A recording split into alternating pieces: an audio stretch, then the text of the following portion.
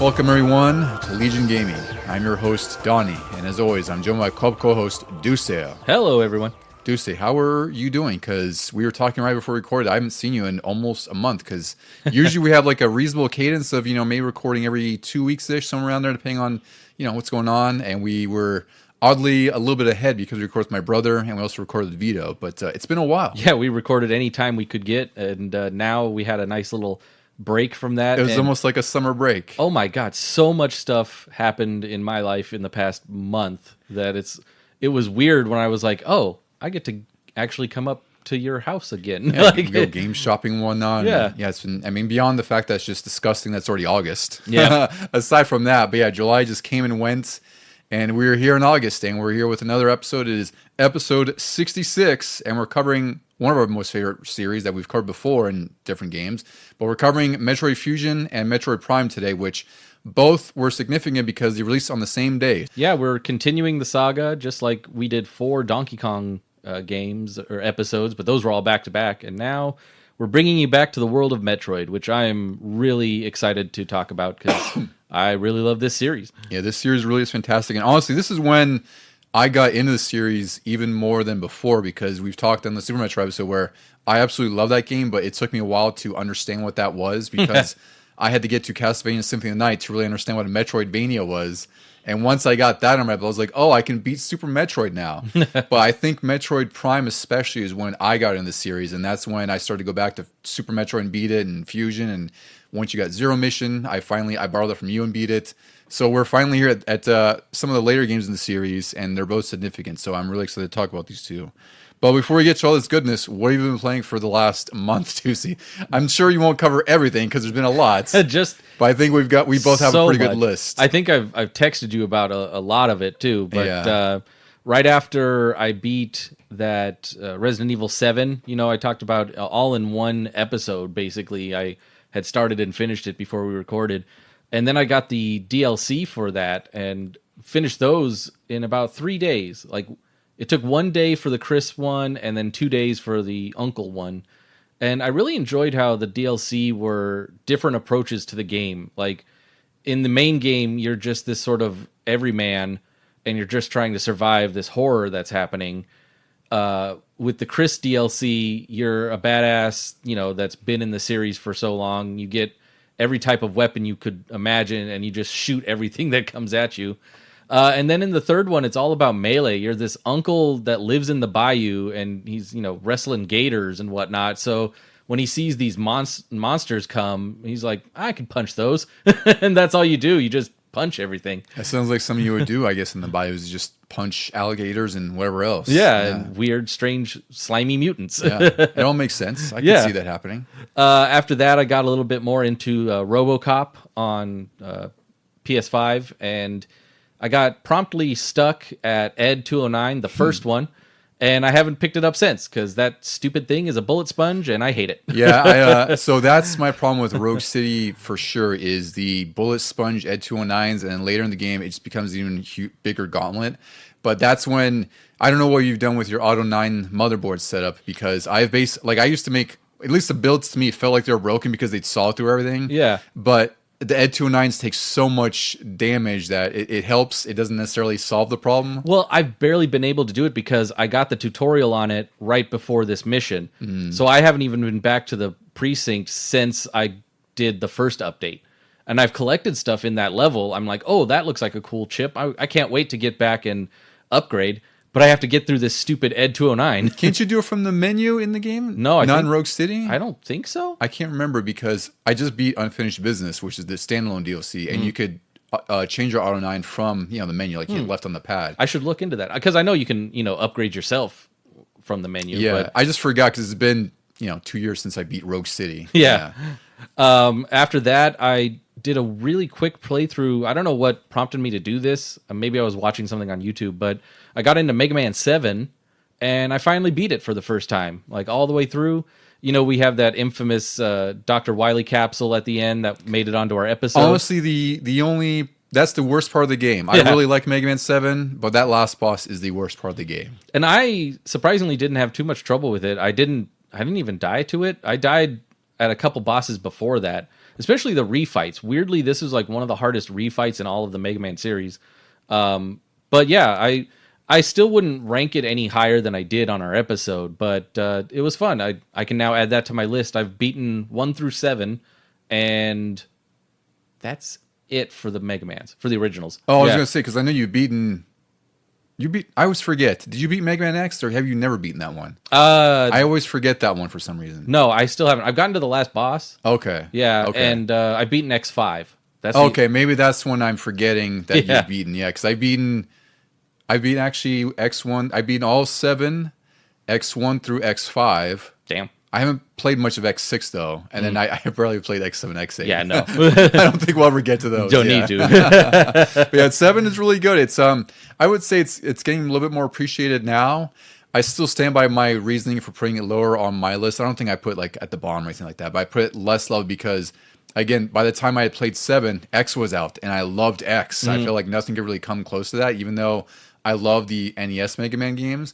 But 7's really good. It's just, I think it's just with X and the other series out, like it just kind of got lost in the shuffle, and I think it has because I found out the cart alone now is like $300. It's one of the rarer. For 7? Yeah, Oof. It's really expensive now. I couldn't believe how bad it had gotten. Yeah. So I think now people are trying to turn the corner a little bit on it, which is good. But I'm glad you finished it because you could hear me ranting about the last boss, which for me, like the hardest part about that was like his randomized, his little, the little pulses he sends you, and they're like really crazy as far as like the angles they come at you, and it's really, it feels like it moves faster than Mega Man even can. I think I told you this when I did it, but I literally only dodged those twice. And every other time I tanked the hits, and I had plenty of E-tanks to refill my life. I don't know how many E-tanks I had, but I know it's just like, this is crazy. It's like, this is worse than Sigma and Mega Man X, which I can beat pretty easily now, but back then it was really freaking hard to stay on his hands and whatnot, I also got into, because I was watching something on YouTube, somebody made this crossover game where it's Zelda, like Ocarina of Time characters, but in the Ace Attorney gameplay. And you have to, Link is basically Phoenix, and Ganondorf is the prosecutor that you're always fighting against. And it's this whole story about how Talon has been killed on the farm, and they're trying to blame Malin for it. And it's pretty dark there. You're trying to defend her. So that got me interested in the original actual Ace Attorney games, and I picked up the 2-pack because it was on sale on Switch, and I've played through probably 3 of the cases on the first game, and they get progressively harder and longer.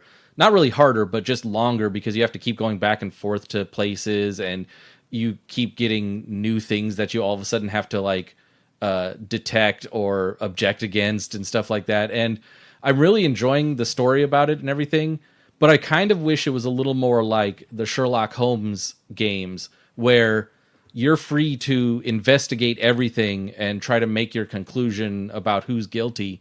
But this is kind of handholdy, and like it's telling a story, and you just have to sort of pick up on what it wants you to pick up on. Yeah, so I played a little bit of this because I do enjoy lawyer stuff just in general, just watching TV. I'll watch like depositions on YouTube for no reason, just because I have nothing, I just have in the background or something. Yeah. So I really wanted to play the Phoenix Wright games, and for me, it's I wish it was a little bit more open as far as the investigative stuff. Like I always go back to that Cthulhu game called The Sinking City, where a lot of that you really have to rely on like your wits and like small details of things, like going to a print company for newspapers to find an article for something, and like this is like 1920s or 1930s era, whatever, right? But Phoenix Wright's sort of in the middle of the spectrum where they're trying to tell a story and trying to keep the narrative going, where it's like I'd imagine they don't want you to spend too much time getting stuck on a case, or God forbid, maybe picking the wrong clues, and you convict somebody who shouldn't be convicted or something in some sense like that, right? So I think it's a little bit more lighthearted in that respect. But what I did play, I really liked because of that. Like it's Capcom, and it has like all the charm, and the art's really good, and I think the story's fun. Yeah. But I'm glad you picked it because I feel like this isn't a game you'd typically play, but it's like one of those ones that can ease you into the genre, right? Like it's kind of handholdy, but at least you could experience like a fun story with it. Yeah, and then there's like 3 games for Phoenix and 3 games for like Apollo Justice, I believe his name is. Yeah. So I was like, man, this is a good deal. Like basically 6 games for however much the 2-pack was. And I've heard all the games are great. Like I haven't heard anything necessarily bad. Like I'm sure they get progressively better. And I know that the game was. I think the bundle's like $40 normally. So whatever you get on sale for is an even better deal, really. Right? Yeah, for sure. Also, in the interim, since we've been off, a really big game came out, and you'll probably talk about this on your side of things, but Donkey Kong Bonanza. Yes, that was on my list to bring up because we were really anticipating that when we recorded the N64 episode because it was about 2 or 3 weeks out and it finally released, and I really love it. It's very easy for me to love. Yeah, I have not really gotten totally hooked by it. I'm about at the second or third depth into it. I have about 88 bananas, I believe, or whatever they call them, banana gems or something. Banana like that. gems. There's bananas. Yeah. But yeah, they're golden bananas to me. Yeah. And I've been sidetracked by all these other things I've been talking about, which I'm okay with because I've been actually able to finish these. Whereas DK, I'm like, no, this is going to take a while. It's a big game. And I can't, for the life of me, stop myself from just constantly digging out areas even when there's not really much in them and you know that there's no like bananas in there. The OCD in me is like, I have to clean up this area. Yeah, and that's kind of, I'm a little bit, well, not a little bit further from you. I have like 300 something bananas now. I think like 330. I don't know what it is because I usually play this like when I'm watching a movie or something, or I have like in the kickstand mode. So it's really easy to get into because I'm kind of the same way where I'll try to clean up an area completely, whether it's getting all the little artifacts that are or the fossils that are nestled in the areas, or getting more of the coins to spend on stuff like suits that give you different boosts and abilities. And I do the same thing where it's like I'm trying to secure the entire area, get all the banana gems I can. And there's somewhere I'm like, do I have to come back to this with a later ability because it's kind of hard to navigate there, Yeah. So I'm at like I think I'm at the 9th layer, which is like layer 900 or something like that. And then, like I said, I have 300 something bananas, and I've been loving this game because it's so easy just to dive into. It looks gorgeous. You could tell it has, it's by the developers of Mario Odyssey, like just through and through because it's all the same format. And the color and the look of it. Yeah. And the sound. And above all that, like I know there's only 777 banana gems in here, and I don't know how many other collectibles there are, but going back to how much we love Donkey Kong 64, despite the insanity of how many collectibles it has, this really makes me feel like it's the proper advancement of Donkey Kong 64, which is great for me because I truly love that game. It takes what 64 did and streamlines it because you're only DK. Yeah, you don't have to switch among monkeys, and it's really easy to just kind of find a flow and go around the entire world or map that you're on and find something. You're always finding something. There is so much to discover, and that's what it really is awesome about this too. And also because it's on Switch too, like the environments are huge. Like they're really massive. Like each layer, it's probably like two or three layers within sort of a subsection, whatever they call them. And they're all huge. So it's like there's times where you might actually go to the layer below and you're like, wait, I'm not done cleaning up the top. I did that. I was like, wait a minute. I know I missed some stuff up there. Yeah, and it has really handy teleports, fast travel system that helps a lot too. So it's like if you do sort of, if you progress and you want to go back, it's really easy just to click that and go back there and clean up. It's just a really, really amazing game so far. And it's gotten fantastic reviews, deservedly so. And it's definitely... like I have my disappointments with Mario Kart World. Like I really love it, but I have things where it's like we haven't touched it. At least I haven't in like a month, where it's been. Yeah. I almost said DK64. Bonanza is to me the sort of app. I hate to say app, but the game that should be a system seller for the Switch too. Mario Kart World is fantastic, but I think Bonanza is like that showcase game. It's interesting how Nintendo has like spread the love when it comes to launch characters, where like. You think about GameCube launched with Luigi, and then the Switch, I want to say, launched with Zelda. Yeah, Breath of the Wild. Yeah. I forgot what else. Yeah. And then now we've got Switch 2 launching with Donkey Kong of all characters. A proper Donkey Kong game, because I don't know when the last true Donkey Kong game might be. I can't really remember, because they've had like HD returns, like some of the remakes. Tropical Freeze, I guess, right? Which was arguably 2014, because that's when it first came out, was on Wii U. Yeah. Right? So it's been 10, 11 years where it's been outside of the Switch port. So it just feels really good to have a proper open world Donkey Kong game, because Tropical Freeze and HD returns are, they're still very much 2D. Yeah. Yeah. For what I've been playing Bonanza, and then I got into Resident Evil Revelations because I actually was listening to a podcast about it, and I've had it on Switch forever. And I was like, well, I'll just play through it because they were really praising it, and they also have their reasons for loving it, even though they acknowledge that, like, you know, it's an action Resident Evil game, so it's not like a true Resident Evil game. I played through it. I think it was like 7 or 8 hours long. It goes through sort of an episodic format, which I thought was kind of cool because I texted you saying that this game isn't great. It's just totally fine. Oh, yeah. I actually think the story's kind of cool. It has some interesting twists. Like, there's a whole second boat thing. I remember when I got it, when it originally came out on the 3DS, and I thought it was great because it felt more like Resident Evil than a lot of the main Resident Evils had at the time, had been feeling. Yeah. It was definitely a little bit more on the scare factor, even though it was heavily like you're loaded up with guns and upgrades and whatnot. But you're not as so like one man army as much. Like, you can't just bulldoze everything. But it was really enjoyable. Like, the enemies were kind of whatever. You know, the bosses were kind of also whatever. Like, it just felt like a probable game expanded the Switch. Yeah. But I had a good time with it. It was 7 or 8 hours. I haven't really messed with the raid mode.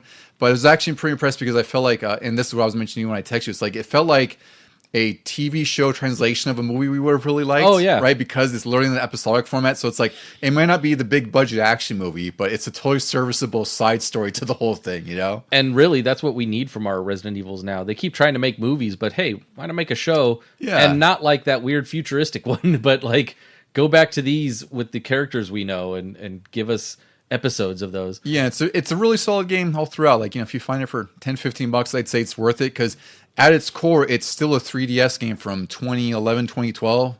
And it, you know, it looks spectacular on the Switch now. I say that for like a 3DS game translated to Switch. Yeah.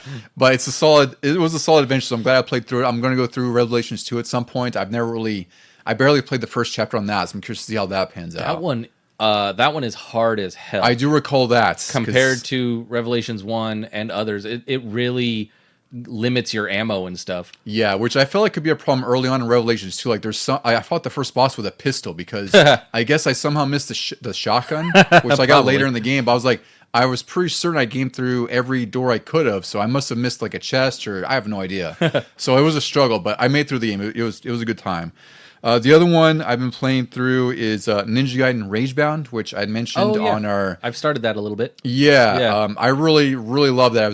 It actually blew my expectations further than I thought. It's by the developers of Blasphemous 1 and 2, which is a really great. They're a Spanish developer, but it's a really great Metroidvania. It's like this really dark and macabre kind of theme.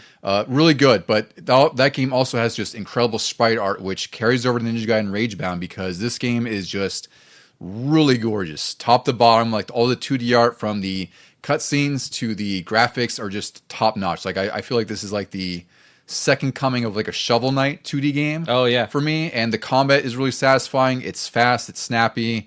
The music is also fantastic. Like, it's just sort of remixes of the original game. The weird thing to me, the surreal thing you might say, is that like The Messenger came out and we were like, hey, yeah, we're comparing this to the old Ninja Gaidens, and now this new Ninja Gaiden comes out and we're comparing it to like The Messenger. Exactly. And I'm sure it's taken some inspiration from The Messengers, like just even as far as like the double jump combat where like you kind of bounce off enemies. Yeah.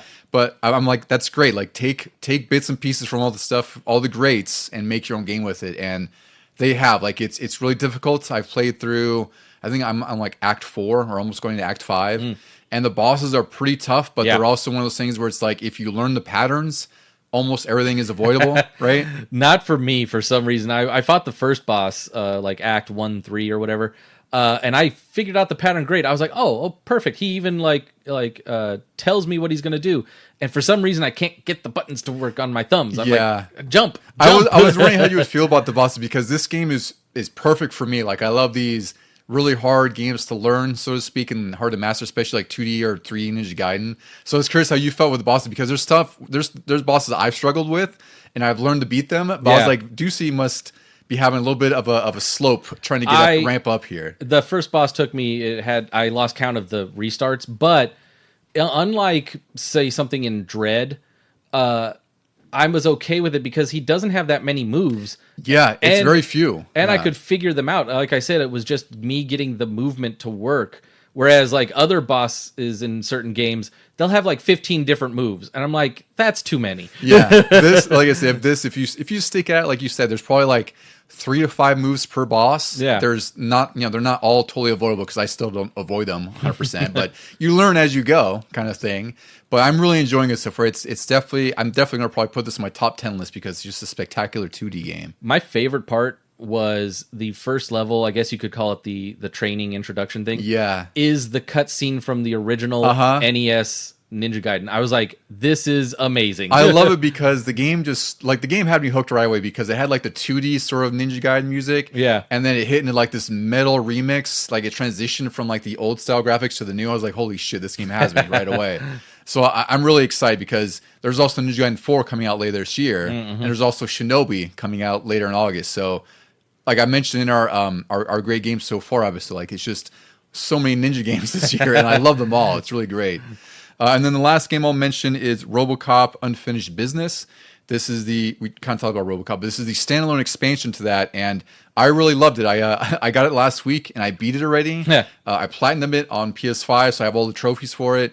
It was a really great time. It was like 10 hours-ish, which is just actually surprisingly long for a sort of a DLC game. Like, it's really almost like a mid-sequel. It's kind of like, you might have RoboCop 2. It reminds me of Miles Morales. Yes, that's a good way to put it. Where that could have either been DLC or it stood alone as a really good game and a story. Exactly, yeah. And I really liked it because it's a little bit more refined than Rogue City. Like, you could definitely tell that they cut down on certain things, like some of the annoyances of having like too many Ed 209s to fight you and just a barrage of robots. Nice. It still becomes a bit of a shooting gallery, but I feel like you have a lot more grips with things, and it is, outside the bugs I encountered, it's a really fun experience all throughout. I did encounter a soft lock though, which sucked. I mentioned this to you. Oh yeah. But there was a glitch that came around in it was mission 9, which I think there's like 11 missions in here, where you're left sort of defenseless as RoboCop, so to speak, and you have to go get your R9 pistol, which is like locked up because I should mention the story. The story is just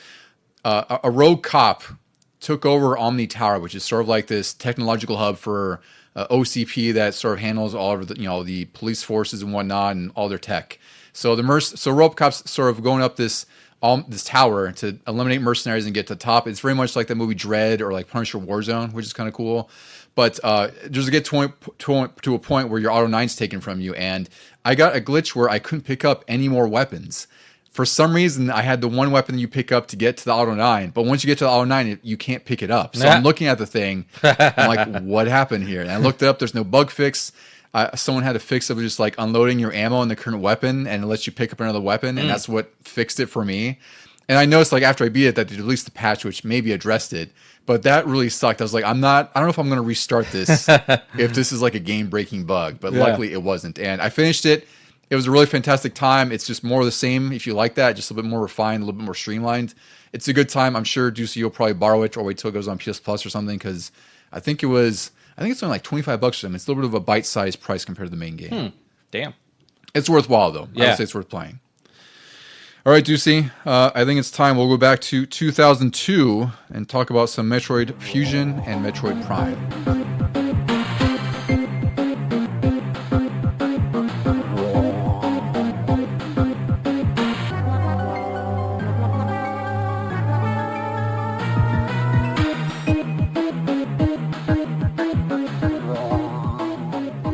Juicy. We're here once again talking about Metroid, and I love Metroid. I don't know how many we'll cover because I think we've covered quite a bit of the games. There's just some of the stuff like Other M, which I don't know we'll really dive into. That's not necessary. I don't think so. Yeah, and there's like that awful 3DS game that we won't touch, Galactic Federation Force, what it's called. Federation Force, yeah. There's the other two Primes that I didn't play too much. Oh, that's right. I guess we could technically cover those, but Prime 3 is going to kind of suck because that's only on the Wii. Yeah. That's what sucks. That's confined there despite rumors of it coming to Switch too. But for today, we're talking about two big releases that came out on the same exact day in 2002. It's Metroid Prime and Metroid Fusion, both released on November 18th, 2002. We're going to start with Metroid Fusion because that's sort of the smaller game, and this one is the most, and this is weird to say, but it's the most Metroid-like because it's a 2D game and it's very much like Super Metroid. It's also the continuation moving forward, while Metroid Prime is the side story, you might say, or the in-between pieces. It's a side story that ends up becoming kind of a beginning, I guess, according to the timeline. It's really, or closer to the beginning, I should say, like shortly after the beginning. Yeah, it's weird that it's between 1 and 2 of the original games, and then it has its own trilogy, plus we're getting Metroid Prime 4. Yes, and wherever that fits in there. Yeah. And then I believe Metroid Dread is the most current in the timeline that's also at the end. Yeah. So just like anything else with Nintendo, it's a muddy timeline between Zelda, I don't even say Mario has a timeline, but Zelda, Metroid, they all have muddy timelines. Castlevania, it's fun to kind of think about, and it gives it some context. But in this, it's sort of just like it's sort of tertiary to everything else. So we'll talk about Metroid Fusion first. This was developed by Nintendo R&D 1, which we've talked about a lot, especially with Metroid. Like they are the Metroid developers as well as like countless other Nintendo franchises, but Nintendo stuck with R&D 1, and I think it's for the better on this one for sure. And Fusion takes place, just for context here, around 8 years after Super Metroid. And according to the original Prima guide, which I don't think I have that. Did you ever have that guide for Fusion? I don't remember if you had a guide for Fusion. Is that the one that's both? I've got a guide that has I forgot there was one. I've got one that covers both games. It might be. That was very convenient. So that one, I guess, had a timeline that, Nintendo, that was taken from a Japanese Nintendo website that had the timeline. And Metroid Fusion is after Super Metroid, about 8 years after. And this is probably like, I'd say in the middle of the timeline, right? Somewhere around there for Fusion, or for Super Metroid into Fusion. Oh, yeah. Those two specifically are in the middle because Dread picks up after Fusion. She's been changed by the Metroid and everything like that. Exactly, by the parasite. Yeah. So in this game, Samus is sent to SR-388 to protect a group of research station employees who are studying the planet's life forms after the Metroids have been exterminated, which happened in Metroid 2, right, Ducey? Because of her. Because of her, yeah, that's right. She well. got rid of all of them, yeah. And she also adopted one of the Metroids from Super Metroid. Look at the consequences of her actions. Now people have to go look. It's like, well, let's see what you did. Yeah. So Samus encounters and is infected by what is called an X-parasite. And this is some sort of nucleus being or organism that can really just sort of clone, more or less, or take form of whatever it's absorbing or infecting. Mm-hmm. So Samus got infected, and she's cured with a vaccine that's made from the Metroid that she adopted on SR-388. So that came in handy, at least. Yeah, because the Metroids are their natural predators of these things. Mm-hmm. Which, you wipe those out of the existence, and now the X-parasite can thrive. Exactly. Yeah. Yes. That's actually a great way of putting it. Yeah. So it's like, luckily she kept that Metroid, I guess. Right? Yeah. Otherwise she'd be dead. So there's an explosion at the space labs, and then she's sent to investigate this with their ship computer Adam, who helps her out. Samus discovers that the Galactic Federation wants to capture the SAX, which the SAX is a X-parasite that's taken the form of Samus. So It's sort of attacked her, and it's sort of created itself in her image, which is a weird thing to say. But all of her abilities, everything like that, is what the SAX has. So now the Galactic Federation wants to take the SAX and basically sort of use that for military purposes, which, of course, I'm sure will go well. Yeah. So Samus then wants to destroy the planet itself. She's like, I exterminated the Metroid, so I'm not going to exterminate this parasite. So this whole game revolves around you going through this space station, and you eventually fight the Omega Metroid and then the SAX, which ends up helping you at the end, more or less. And that's really the story of this game, is for all of its purposes. It's another sort of extermination thing. Samus is a bounty hunter, so she's sent to take care of some business, and we're here to go through all the business. Well, I mean, she caused it, so she might as well start cleaning it up. I guess so, yeah. It's just one problem after another, so it never ends. So just destroy the planet to really make sure it's done, yeah. So development on this game was actually confirmed in March 2001. Development started after Metroid Prime was announced at Space World 2000. Nintendo R&D 1 also developed Super Metroid and a ton of other franchises, like we mentioned. Like there's Duck Hunt, Warrior Land, Virtual Boy, and basically most of the games on there. Of course, Metroid.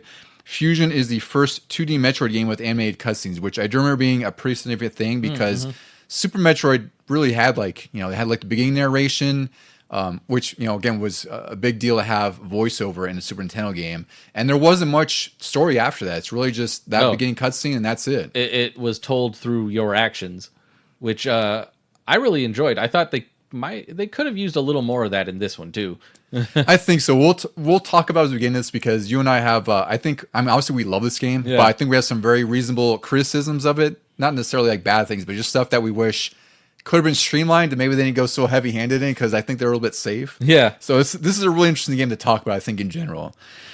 So series designer Yoshio Sakamoto was in this, was handling this game again, and he wanted to do something unprecedented with Metroid over remaking a game, which I think is kind of, I think that's the right call, because I think at this point the GBA had been out early in 2001. I think it was like summer 2001, and I know you and I were waiting for more Super Nintendo-like games on there.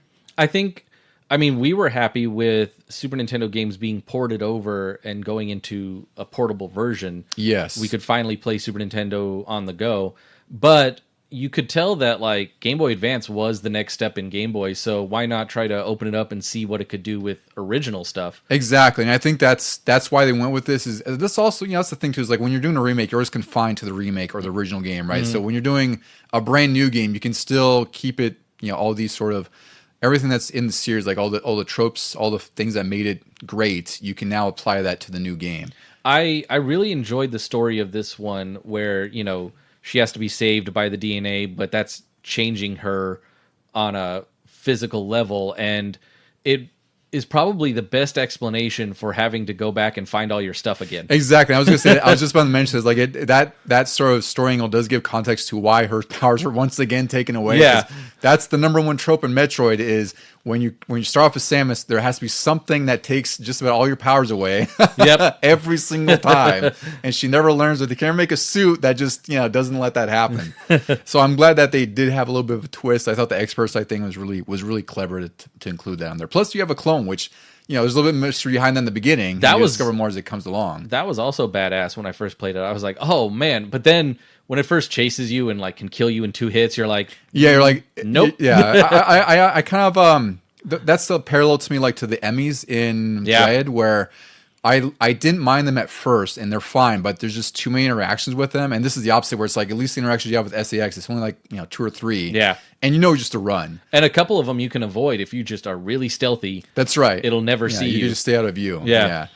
So in a 2003 interview, Yoshio Sakamoto mentioned that they wanted to do a game before this, but the Game Boy Color was just not powerful enough for what they want to do for a Metroid game, and I agree with them, because we have Metroid 2. I mean, if anything, you could port the original NES one, maybe. Exactly. But you couldn't really do anything going forward. I feel like they made the right call by not wasting development time in a game on the Game Boy Color, because I just feel like it just would not have worked. The jump from Game Boy to Game Boy Color was really just the color. Like there wasn't a whole lot beyond. Like I know they had like a faster processor maybe, but it wasn't the jump obviously from GBC to GBA or even Game Boy to Game Boy Advance. So I'm glad that they were like, let's pause on this. So the Fusion team that developed this, they also had made Wario, and they wanted to make sure, as a result, they only done Wario, so as a result, they didn't really have an experience with Metroid. So he wanted to make sure that the team really understood how important the Metroid series was, and that they really adhered to what made the series great. So he had them play Super Metroid, and he thought that some of the team thought the game itself was for the hardcore, which I agree with, where if you're playing Super Metroid in 1994 and you haven't played Metroid before that, you're going to be pretty lost. You're going to have a hard time understanding where to go. There's going to be a lot of times where you get stuck, whether it's the bosses are hard or even just navigating through enemies. There is some key backtracking areas in that game where like it's necessary to go forward, you have to go back, and there's nothing really to tell you that. Yeah, and in the midst of that, you're trying to do that with limited health while also trying to find more health pickups in this, and it's a pretty massive world on Super Nintendo too. Super Metroid is pretty massive. So knowing that, they decided that they wanted to balance the difficulty better, because they thought that the hardcore difficulty, so to speak, for 1994 Super Metroid may not sell as well in 2001 or 2002. And I agree with them to an extent, but I think as we get into it later... Damn kids. I know. Which were basically still us. We're still us. Yeah. We're barely teenagers at this point. Yeah. So I think we'll talk about that when we get into the impressions of the game too, but I think they went a little bit too far on the... what's the word I'm looking for? Like on the other end of the spectrum. the other end of the spectrum as far as difficulty navigation, as far as making it accessible to casuals, so to speak. I agree with them though, because I think there's a balance there. It's just they went a little bit too conservative. We already talked about it way back on the Metroid 1 episode, but I think Zero Mission did a better job of balancing what Fusion did and what Super Metroid did. Completely agree there. Like Fusion is fantastic, but I think Zero Mission is just the better game overall, which ironically it's a remake. Yeah. Right? So R&D 1 did not consult previous Metroid games for programming techniques. This is what I thought was really interesting is I think Wario Land 4 had just come out.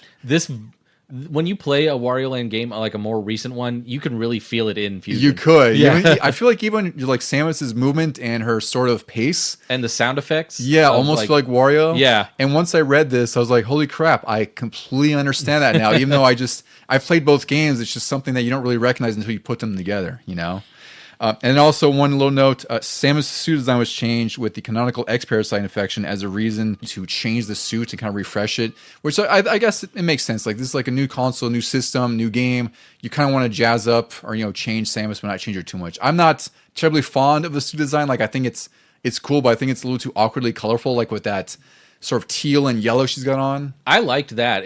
It gets weird when you get the suit upgrades like the Varia and the Gravity, because then the color palette gets wacky. But I also wish that, like, because I enjoy this design, and I wish that, like, Smash Brothers had given you that option to switch over into a fusion suit or something. That would be pretty cool. You get the fusion colors, but she's got the big old shoulder pads and everything still. And I would like this version in some form when you're fighting. Yeah.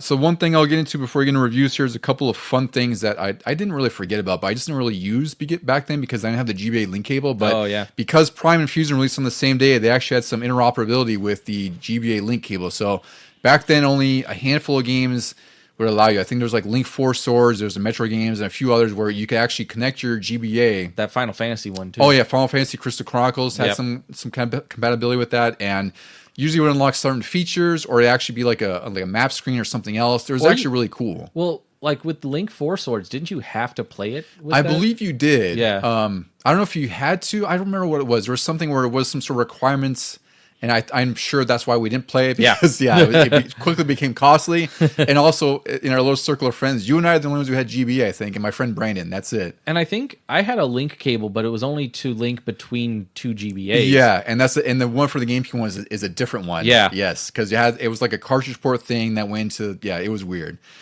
So it did have some interoperability with Metroid Prime. So after beating Fusion, you can actually link the cart to your GameCube, and it unlocks Metroid, the Nintendo version, in Prime. Just unlocks a port, and then you can say that's your memory card, so you can access it at any time.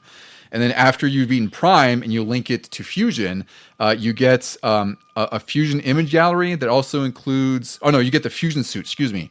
In Prime. Yeah, that's cool. That's right. Yeah, so you get a bonus suit there, and then also the did a Fusion to Zero mission connection, which I didn't know about. I don't recall this, at least. Oh, wow. And that unlocks a Fusion image gallery, including ending images. So it's kind of weird. I guess if you haven't played, I don't know how that works. Like, it's weird to include like an image gallery and ending screens in Zero mission, unless you forgot the ending and, I don't know, you want to connect them and you're like, I guess I'll figure it out this way, you know? Or you're like me and you never beat Fusion before you beat Zero mission. I guess that's also true. Yeah. All right, so we're going to do a few reviews here, Deuce, before we get into the game bits here. So I got a few things here. We have EGM, Game from Nintendo Power, and also I got the Metacritic. Spoiler, this game reviewed very, very well for very good reason. The Metacritic is at 92 out of 100. Damn. Yeah, really, really high marks. EGM reviewed this in issue 162. They gave this a 9.5, a 9, and a 9. Best feature, flawless gameplay. Worst feature, navigation rooms limit exploration. Mm-hmm. Yes. Quote, all games should feel this good. Fusion is proof you can never have too much of a good thing. One reviewer said that the music wasn't as memorable as Super Metroid, but all three reviewers absolutely loved the game. One reviewer also noted that they were split on the navigation rooms because one thought it was great to minimize frustrating backtracking, but then the other kind of thought that it cuts down on game length since you're not backtracking, which I agree. There's always a balance to that, and I think, like we mentioned before, this game skews too much on the safe route, where it's like every other second you're being kind of told where to go, what to do. Yeah, it's so weird. You go through some of the areas and you see, like, oh, there's a power bomb block or there's a screw attack block, where in Super Metroid you think, okay, at some point I'll make my way back here and I'll go through those areas and I'll probably get some new missiles or something. In this one, though, you're so guided and everything seems so like important that you do it. It kind of feels like what Randy talked about in Spider-Man 2, where like you can't go and swing around the city because there's danger happening and it wouldn't make sense to just sort of meander over to the side. And that's happening in this one too, where like I think I told you, oh no, this was about Zero Mission, where like that also kind of had it towards the end game. You can go back and collect everything to get 100%, but you never really do. And there were some areas in that where I was like, oh, I've never even seen that before because I'm about the end game and I'm just going to the end. I think that's really one of the toughest faults about this game is the fact that I just feel it's still a Metroid game and it's still a Metroidvania by definition, right? Because all the maps, all the sectors that are divided up, they're their own sort of Metroidvania maps, right? But it's like you're still really confined to that. And now, because if you want to go up for all the power ups, it's really just ends up being sort of cleanup towards the end when you can kind of freely go do that in a sense. And you don't even need to like. The cleanup is just really superfluous because you can beat the game. Well, as you have proven, you can beat the game with very minimal E-tanks or missiles. And to have like the full amount of power bombs available to you, you're like, well, I don't even need this for the final boss. At that point, it's just for fun, which, for me, I can't say I've actually 100% in the Metroid game, which, I mean, I'm sure that doesn't surprise you at all. Yeah. I might have come close. I think I've gotten like high 70s in some game. I don't remember. But yeah, in this game, it feels like less important more than most of the other games where it's like you don't need to go and get all the power-ups because, like I can beat it on, I think the last time it was like 46% completion or something like that. 46 people. Yeah. Less than half. But I don't know if that's a common case. I don't know what the average would be. Yeah. So you need less than half the items to beat it. It's possible. It's hard, but you can do it.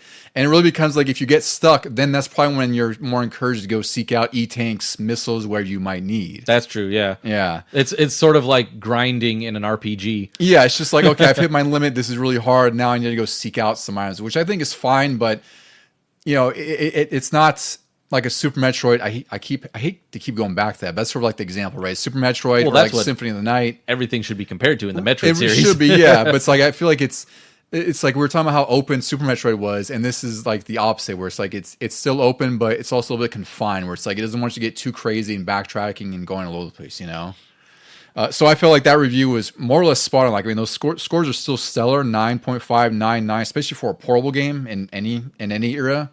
I was thinking about the music comments, and I think I'm surprised when I go back and play it how much I remember of the music, because I feel like whenever I play a handheld game, I don't usually play with the volume up too loud because I'm watching something else or somebody's next to me and I don't want to disturb them. So it's like, yeah, it's hard to judge music on any handheld game. Yeah, it's I do like the music here, but I agree with him where it's, if you asked me to recall a melody from it, I couldn't pinpoint one. It's not as atmospheric as Super Metroid. I agree. Yeah, it's still fantastic music. I think they still had the R&D1 team. I forgot if it was the same composer as Super Metroid. I think it was, but it's just, when you have that sort of benchmark, it's going to be hard to meet that benchmark no matter what. And they did their best here. It's still fantastic, but it's just, I agree with them. Like, it's not as memorable. And they were saying this back when it released in 2002, right? Where we're saying this 23 years later. And it's like, yeah, it's great, but we still can't really recall it. I mean, in that regard, if you played it now, you could tell that it aged well. It probably aged better than a lot of games. I would say it aged better. It aged better. And I think it's probably, the soundtrack sounds better now than it did then because of that. Mm-hmm. Because it's aged so well, right? Yeah. GamePro also reviewed this, issue 172. This is January 2003. They gave graphics a 5, sound a 4, control 4.5, fun factor 4.5. They said the graphics are bright and vivid, more colorful than Metroid than you're used to, but that's a good thing considering GBA's Dark Stream, which I agree, which I'm playing this on the Switch too, and then, I played this on the GBA SP like whenever I got that, but I forget that obviously the original GBA was not a backlit screen. I played this on the original GBA. Me too, yeah. So I agree. I think this was a concerted effort because if you remember when Castlevania Circle of the Moon came out, that was a launch game, and I love that game to death, but it was one of the worst things to see on a regular GBA screen because it was so dark. Oh, yeah. I've only played that one on the Switch, the Castlevania Collection, and it was dark as hell on that. Exactly. So I remember there was a certain time where that was sort of like we can't do this anymore, and then a lot of games started to have brighter color palettes just to show up on the non-backlit screen. Yeah. And of course, those would pop even more because when we have a backlit screen, like, it just makes everything even brighter, right? So it's funny that was one of the review comments. It's like, yeah, by the way, the screen's dark, and they did a good job to make sure you could see this. And they also mentioned that the music is good, but doesn't measure up to the high standards of the series. And the reviewer said that's a little too short, but the old Metroid magic is back. So I agree wholeheartedly with that last line, really, because I think, again, this is me being it 23 years later, but I think my run time this last time was like 3 hours and 13 minutes on the game timer, which, you could beat like most games if you're fast. And like you could beat Super Metroid in like an hour and a half, whatever the hell it is, right? In that recording session you did with the other guys. That's right. Yeah. So I feel like, sometimes game length it's a hard thing to muster for me because we can discuss like, what's too long, what's too short. But I think like these early games, especially with 2D and like Metroid, like, maybe if you beat the first time, you might get like, I don't know, 8 hours out of it, maybe, you think? At most? For this one, I can't even begin to speak about it because I've gotten stuck on it so many times in different areas. And to me, it feels like a regularly lengthed Metroid game. Right, exactly. That's what I mean. Yeah. Whereas Zero Mission, that was easy and that was definitely quick, like a handheld game. Yeah, that one, I mean, geez, like and that one's like a little bit less, or Yeah. shorter too. That one feels short, whereas Fusion feels a little bit longer. But I also agree with him too, where it's like, again, when you're confined to certain sectors, like it doesn't feel as open. So it's also probably has that in the back of his head too, where he's like, this just doesn't feel longer because I don't have the luxury of going everywhere across the map like Super Metroid. Yeah. And then Nintendo Power reviewed this, issue 163, December 2002. This is when they had a 5-star review scale, and also they had 5 reviewers, and this game, unsurprisingly, got 5 stars from all 5 reviewers. They said Fusion refined gameplay and the play control of previous Metroid games, and it's the best Game Boy Advance game yet. There's strong story elements that were pointed out, and they thought the level design was really great, and they also thought that the level design make great use of Samus's new abilities and her tools really, really well. So, as we mentioned, this reviewed very well. That's only like 3 of the magazines, but basically everywhere this game was reviewed, it got high marks and deservedly so. So, Ducey, I know you've played through this. Well, I don't know. I played through this, not like beaten it, I guess, right? I thought you've beaten this before, though. I swear you have. You have, right? There was one random time. Okay. Like I didn't beat it when I first got it, and then I did some years later, and now recently I haven't since it's come out on Switch. Yeah. Okay. I always forget this one because I'm like, I swear you've beaten this because I knew you say how you haven't. Yeah. Yeah, but what do you think of Fusion in relation to? I'm kind of talking about like with Zero Mission, but overall, how do you feel about Fusion as a whole as a Game Boy Advance game? I know we'll talk about some of the bosses too, because I feel like there's some talk about that where I feel like the bosses are okay, but like maybe they're not so memorable. You know, as a Game Boy Advance game, this is one of my top ones. But as a Metroid game, I don't know. It's weird. I guess it could also be one of my top ones, but if we're doing the entire Metroid series, not just the main lines, I mean, there's Super, there's Prime, there's Zero Mission, there's even like Metroid 2 and Samus Returns. I'd say Fusion is probably top 5 at least. Even though it's just a weirdly difficult game for me. Like I get to the Ridley point and I can't seem to pump enough missiles into him and I die. Well, you know what I discovered? I found this out the hard way again because I forget every single time I play through this. And I think I played through it, I want to say at least 3 times between like borrowing it from you, the cartridge that I eventually got, and then of course like on Switch, because I've been in on Switch, I think Switch 2 a couple times now. But that's one thing I discovered that, with my low percentage playthrough, so to speak, the missiles don't seem to be as effective as a charge beam because like Ridley, I was pumping in missile after missile. Like, this is insane. Like, I am mashing so fast, and he's taking so much. And then I looked up online, and they were recommending using the charge beam, and he went down way faster. And I found out that was the case with a lot of the bosses for some reason. And I feel like that's the opposite of Metroid, where I feel like I'm always using missiles in most of the bosses, right? Yeah. And it's weird. Every time I play this again or start it up, I don't get stuck, but I have difficulty at different things. Like, the snake thing that goes really fast that gives you the speed boost. I just died to that on my most recent playthrough. I was like, I don't remember ever dying to this before. There was a playthrough before this where there's a mandatory section where you have to run from the SAX. There's no hiding this time.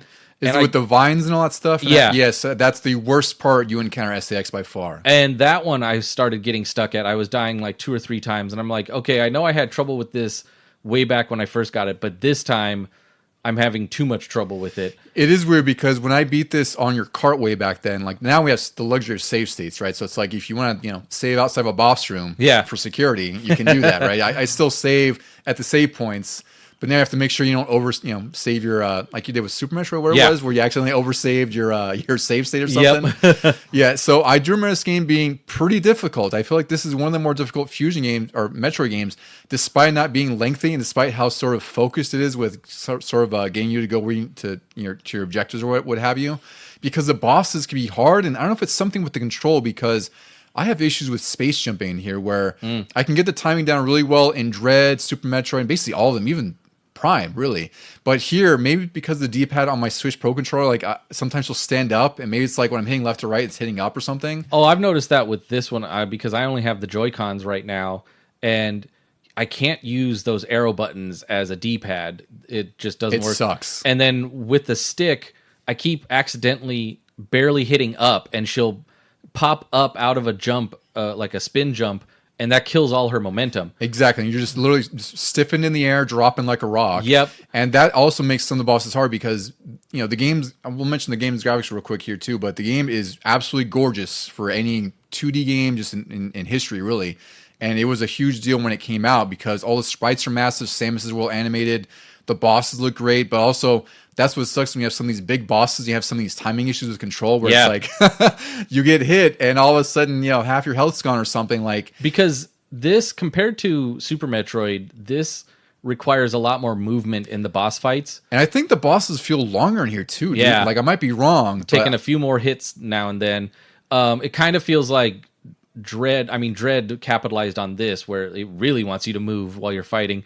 But you can't do that when the controls are so touchy. And I didn't really have that much of a problem with it back on the original Game Boy because that D-pad was really small, but I somehow managed to do everything I wanted to do. And I might be misremembering because I feel like I had less of an issue back then. Yeah. And it seems weird that I'm having that. And I had that with both Switch 1 and Switch 2. It's just something weird with the timing, or maybe it's like because of the emulation, like maybe there's a little bit of lag. I have no idea, like the input lag maybe, right? That's what I was wondering too, because I've been trying to wall jump.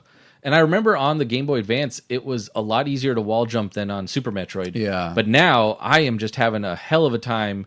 For some reason, jumping from a right wall going left is harder than jumping from the left wall. Yeah. I don't know what that is. I guess I should have checked my GBA or, ran it on the Analog Pocket to see if there is some input lag because, I still was able to beat the bosses. It's just, it sucks when you're like, you are one hit from death and you're that close. And you're like, geez, I mistimed that or something, right? I would say one boss that I absolutely hate in this game, I don't know if you got into it yet or if you remember, but there's the boss Nightmares towards the end of the game. Oh, yeah. It's that big old sort of like machine bird. It has like these weird, like almost owl wings that swoop in front of you. And it's an anti-gravity boss because you get the gravity suit after the fact. And you got to hit it in its dick. You got to hit it in its engine dick first. Yes. Yeah, and then once you blow that off, you have to hit it in the face. And it's a huge sprite, and you're in this small room, so you have very limited room. And I'm at the point where I have probably like 6 or 7 E-tanks or whatever. I probably should have more. You're max. My usual, yeah. And it's really hard to jump over and space jump over it because it just occupies so much of the screen. Mm-hmm. So there's some frustrations I have with that. But overall, like I'd say once you get to like even the last boss isn't that difficult. You just use charge shots on the, I think it's, the Omega part? I forgot what the hell it's called. The Omega Metroid. Omega Metroid, I think, right? Yeah. Yeah, Metroid, not Pirate. I think when we were talking about like memorability for the bosses is like there was a time where I forgot that Nightmare boss even existed. Me too. Until I recently played it on when it came out for Switch Online. I was like, oh, this damn thing.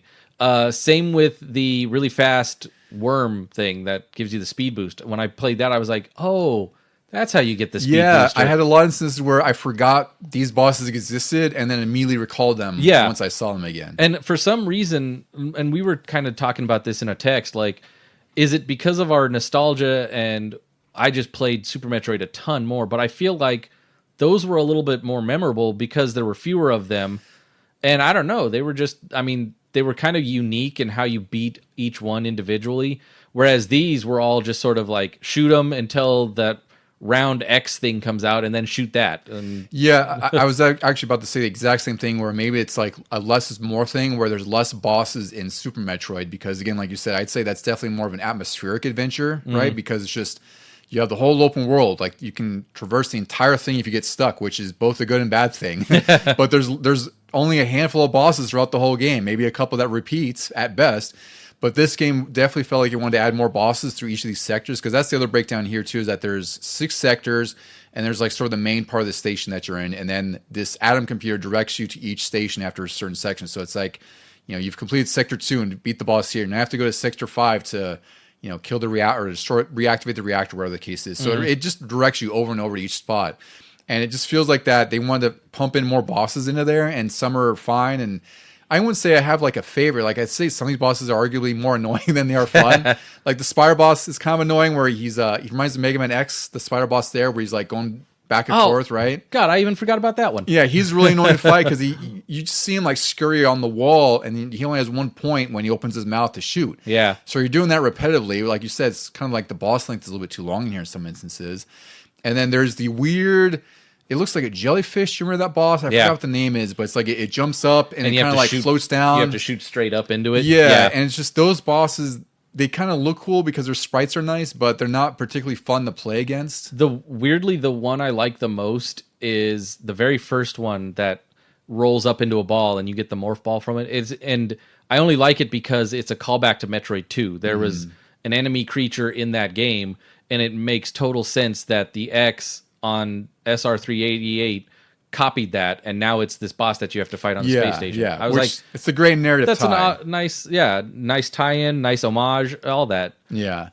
So it sounds like we're kind of hammering this game, but really not. It's really just us being like really critical because we really love this game, but it's like stuff is really just nitpicks at this point. We didn't even get to talk about the way that the navigation system holds your hand. That's right, yeah. So I guess before we move on to Prime, and we'll give sort of our final thoughts on this, we'll talk about arguably our biggest criticism of this game, which, again, this is like a nitpick. This game has 92 out of 100 on Metacritic, is 100% worth that even in 2025.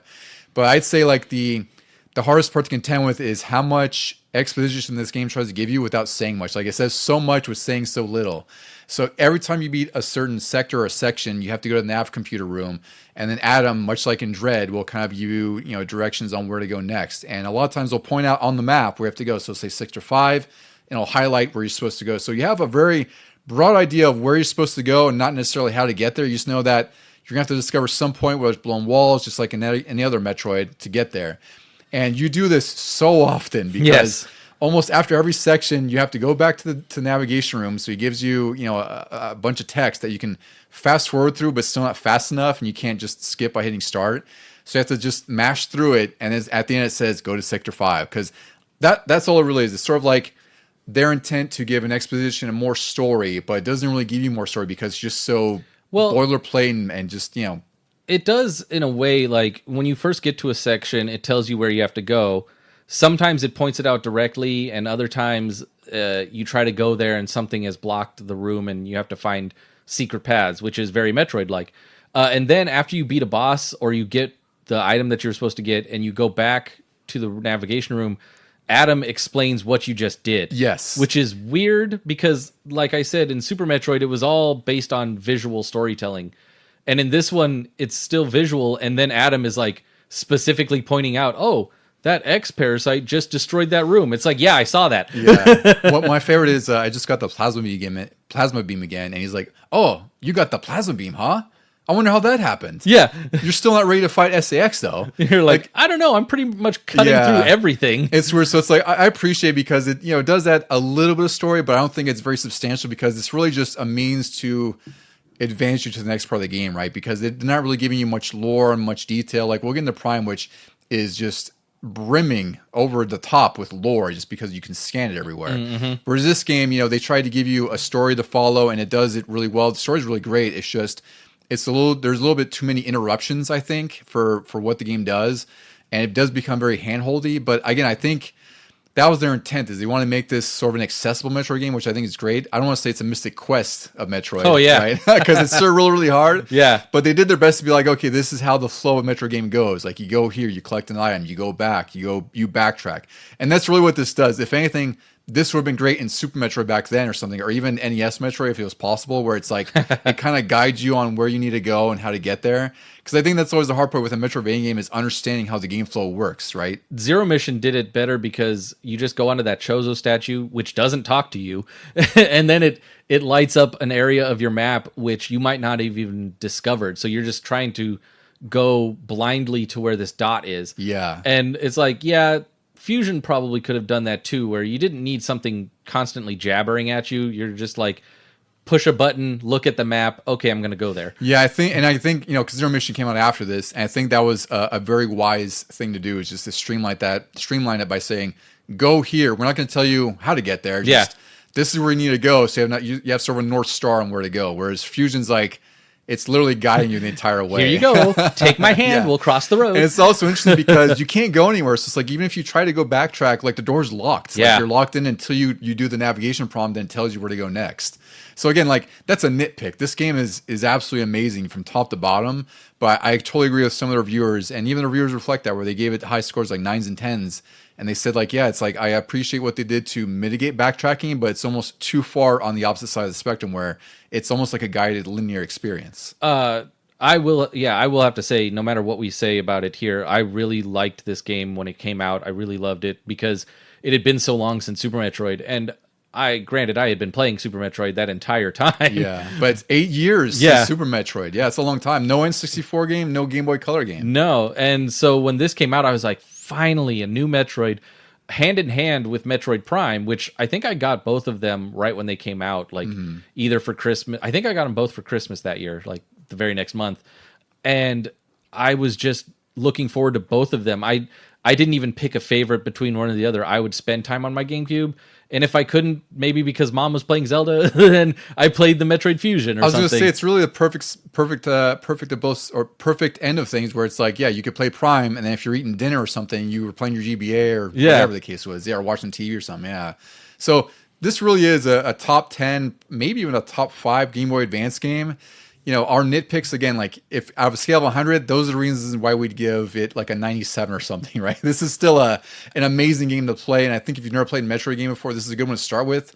But I will say it can be pretty difficult at times, especially it's really the bosses that are the most difficult. I feel like the nitpicks only come from all these years of other Metroidvania games coming out. That's also true, because back then, you know, we loved this game all the way through. And we weren't as critical, but also, like, you know, we were teenagers, so we weren't really looking at sort of an objective eye of things, right? Now it's just like we're looking, it's like, yeah, like it's fine, but maybe this, you know, maybe they could have cut down on this. But there's just so many more examples now of what you could do. Yeah, and obviously there's probably going to be a lot of games that were influenced by Fusion anyway. Yeah. The interesting segue to this is, as we get into Metroid Prime, that is the complete opposite. It does not tell you where to go. Yes. And I have, in my recent replay, I've gotten lost a number of times. Which is exactly how I felt back then. But I guess that's, like you said, perfect segue into Prime. So we'll talk about Prime now. But Prime to me was, like I mentioned at the beginning of the episode, towards the beginning of the episode, was that that was really what set me on the path to loving Metroid as a series, because, you know, I appreciate Super Metroid. I couldn't beat it. And then when I played your Fusion and played through it, and Prime, I was like, holy crap, like I'm invested now. Like I understand it. I understand the game flow. I get it. It clicked. And it's interesting because this game, I feel like, is almost as, I mean, it's more grand than Super Metroid, and it's even easier to get lost in this. So that's why it's interesting for me, where it's like one of the things that I had to grapple with in Super Metroid was getting lost. And this game is first and foremost about exploration, and it's easy to get lost. Perhaps more than any other Metroid game outside of, like, you know, maybe Metroid 1 or something. For sure. Yeah. So we'll talk about it now. So this was, like I mentioned before, this was also released November 18th, 2002, same day as Fusion. So that's a huge day for us, no matter how you slice that. This was developed by Retro Studios and published by Nintendo. So it's interesting because Retro Studios was created in partnership with Nintendo, and it was also by Jeff Spangenberg. He was a veteran who had history with companies like Iguana Entertainment, and really one of the reasons they got him was because he was behind Turok on N64. So there's an interesting parallel that I didn't even consider until I read about that the N64 sort of killer app FPS was Turok, because of, you know, it was a huge open world area. Granted, there was a lot of fog. Yeah. It looked graphically impressive. It was a little bit more freeform than most first-person shooters. Like, it was still just shoot everything that moves, but you also kind of explore and, you know, get keys and whatnot. And, you know, a few years later, like 6 years later, they created Metroid Prime, which is like a weird, I don't know how you want to call that, not tangentially related to Turok in some ways. It's a weird mashup of Turok and GoldenEye, if you think about it. Yeah. It's very more structured like GoldenEye, but wide open spaces like Turok. Yeah. I'd say that's probably a fair amalgamation of the two. Yeah. So we'll get into the story before we get into the development here. So Prime takes place after Metroid/Zero Mission, the Metroid timeline. In this game, Samus responds to a distress signal from the space pirate frigate called Orpheon. The pirates have been killed by their own genetically altered test subjects, so suck it. That's why you don't do these things. Right? Yeah. She should have just flown on by. Yeah, exactly. That's it. Yeah. So Orpheon begins to self-destruct after Samus kills the Parasite Queen, which we'll get to later, but it's a really impressive first boss to make a first impression. Yeah. So she kills the Parasite Queen, and then Meta Ridley appears and also escapes, and then Samus chases him to a planet called Talon 4. And on Talon 4, Samus discovers that a race of Chozos have been killed off by Phazon, which is this, I don't know what you'd call it, like, I guess it'd be sort of like a parasite, like X, or I don't know how you'd call it, like. No, it's just sort of like a substance that just. Yeah, I don't know if it's sentient, but it's like this poisonous goo. Yeah, it's like a blight or something like that. It's Yeah. really weird. Yeah. And then Phazon has been used and experienced by the space price. So they've used whatever the hell's on this planet to, genetically modify organisms. And that's what And themselves. ended up themselves. Yeah. And ultimately, they wanted to create what's later we discovered sort of the, it's called Metroid Prime. Like that's the sort of big boss of the game.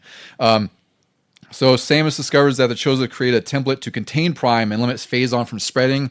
So basically, like Phazon is sort of, in a sense, sort of exterminated the Chozo race as it goes. Oh, yeah. So the Chozo have sort of made this sanctuary that's locked by these 12 artifacts to sort of contain and make sure that Phazon doesn't totally destroy the planet. If I'm not mistaken, like you find out in one of the games or the later games that the Chozo created the Metroid to fight the X on that other planet, but I feel like this was a planet where they were still experimenting with the Metroid. Yes, that's what it seems like. So that's what I'm not clear on, and that's what I kind of expected as well. Because again, like the timeline's muddy. We don't really know where everything kind of jives right time. But it's like you think the Chozo are just this like good bird people that helped Samus become who she is, but they had their own factions. It's like Kryptonians, you might say. Like there were the good scientist ones, and then there were the war ones. And they wanted to do bad things with the Metroids, just like humans might. Yeah, and you see even more of that in Dread too. Like even Ravenbeak is pretty much just a descendant of the Chozo, and he's like the most evil side of the Chozo, more or less. So you collect the 12 artifacts, and then this allows you to defeat Prime, and then Meta Ridley, and then like always, Samus escapes in her ship. So development of this game, it's had quite an interesting development sort of pathway because there's a lot of controversy with this game when it was announced and shown. And it's interesting because I was skeptical of it. Like I wasn't sure how to feel about it. I was kind of lukewarm. And it's, it was, frankly, I feel like it's a bit of a miracle that the game ended up coming out to begin with. Retro Studios had actually been working on 4 games for the GameCube. So they were really tasked with really making like a bunch of games. And they had a few games. So the first one was called Metaforce. This was it's some sort of adventure game that they had created. There was a car combat game with a working title called Car Combat or Thunder Rally. They had a football simulator called NFL Retro Football, which I think that's sort of like a business simulator, like those soccer sims. That's what it sounded like to me. I can't totally be sure. That would have been weird. And there's also an RPG called Ravenblade that they were working on. The work environment at Retro was said to be very chaotic, with Nintendo expressing disappointment with progress on these 4 games. Yeah, this studio and its leader were kind of just slackers. It seemed like it, or it just seemed like they were kind of rudderless. Like they had all these ideas and nothing was really coming or jiving. And they were probably spread through between 4 projects, and none of them were good, is what it sounded like. So Miyamoto was disappointed with Metaforce, but he actually thought that the engine could be used to create a new Metroid game, which kind of amazing to connect the two. That he had this sitting in his head. Because there is no Metroid game on N64. I even had been waiting for one to be announced, much like I was waiting for like a 2D fighting game to be announced, and it just never happened. And apparently it's because Miyamoto and Nintendo just thought that it wasn't going to be, they could not make a good Metroid game on the N64, which might say more about the N64 in some awful ways. But it's interesting that one of their flagship franchises just never got a game in that system. Who was it? Treasure, or who made Mischief Makers? Treasure. That's what I thought. Like, they should have made a weird 2D, 3D Metroid side scroller. Amazing if on N64. Yeah. But as we've seen with like PlayStation games, people just weren't thinking about 2D. Especially on the N64. Yeah. Because Nintendo was so steadfast on making sure everything was showcasing 3D that they really didn't want 2D games from what it seemed like. There's only a handful, really. Like, we could probably count them all on 2 hands at best, right? Yeah. And everything's 3D, whereas PlayStation was, trying to firmly plant itself in 3D, but there was still a lot of 2D greatness happening there, and people were far more receptive on there too. So it's weird. It's like, it would have been nice to have a 2D N64 Metro game, but I also understand why Nintendo would not do that. And it's probably for the better that they didn't do a game, because it probably would have not been great. And maybe ended the series for all we know. Yeah, I think a 3D Metroid would have looked like the Castlevania 64. Like, it would have been a mess, slow and clunky, and not Samus. No way. Yeah. Can you imagine using an analog stick to like do a space jump or a screw attack and trying to aim an enemy? Or just it would have been disastrous. You're slowly turning to try and aim. Like, you would need the Z targeting from Zelda or something. And that's even if they would have thought about doing that. Yeah, right. That's also an assumption too. Like they could have just made a freeform like Turok. Yeah, and it could have been a big old mess. Yeah, but nonetheless, they decided not to do it for very good reasons. So this game was actually going to be a third-person game until Miyamoto suggested that they shift to first-person. So we take this as it is now, but I don't think we can overstate how controversial this was when it was announced. I remember magazines, websites just being absolutely skeptical, like, what the hell is this? Because I think, though, if we had known, I did not know until recently that it was Miyamoto's idea to change it to first person. I didn't either. I thought that meant a retro first kind of thing. If somebody had mentioned that, like, oh yeah, it was him, it was his idea, and he's had so many like brilliant, just off the cuff ideas that have worked out, like Donkey Kong 64 with the guns turning into coconut guns or whatever. Like, yeah, I would have definitely been more accepting of this game than we were at first. I think so too, and I think because also the thing to consider too is this was 2001 when it was like announced, or 2000 I should say, somewhere around there. So there was no new Metroid game for 6 years. So I think that's also what contributed to it too, is people were skeptical that it was Retro Studios, who was basically a new studio. Yeah. They had seen nothing from them. And on top of that, it's a 3D game in a 3D environment with first person perspective. That is like, I think if people look at that on its surface, they're like, this sounds like the worst idea imaginable, right? Because I think that's what people looked at. It's like, we know what Metroid is, and this doesn't feel like Metroid. But as we'll talk about it, it was all for naught. It meant nothing because it ended up being one of the best games ever, and still one of the most significant first-person games ever. Yeah.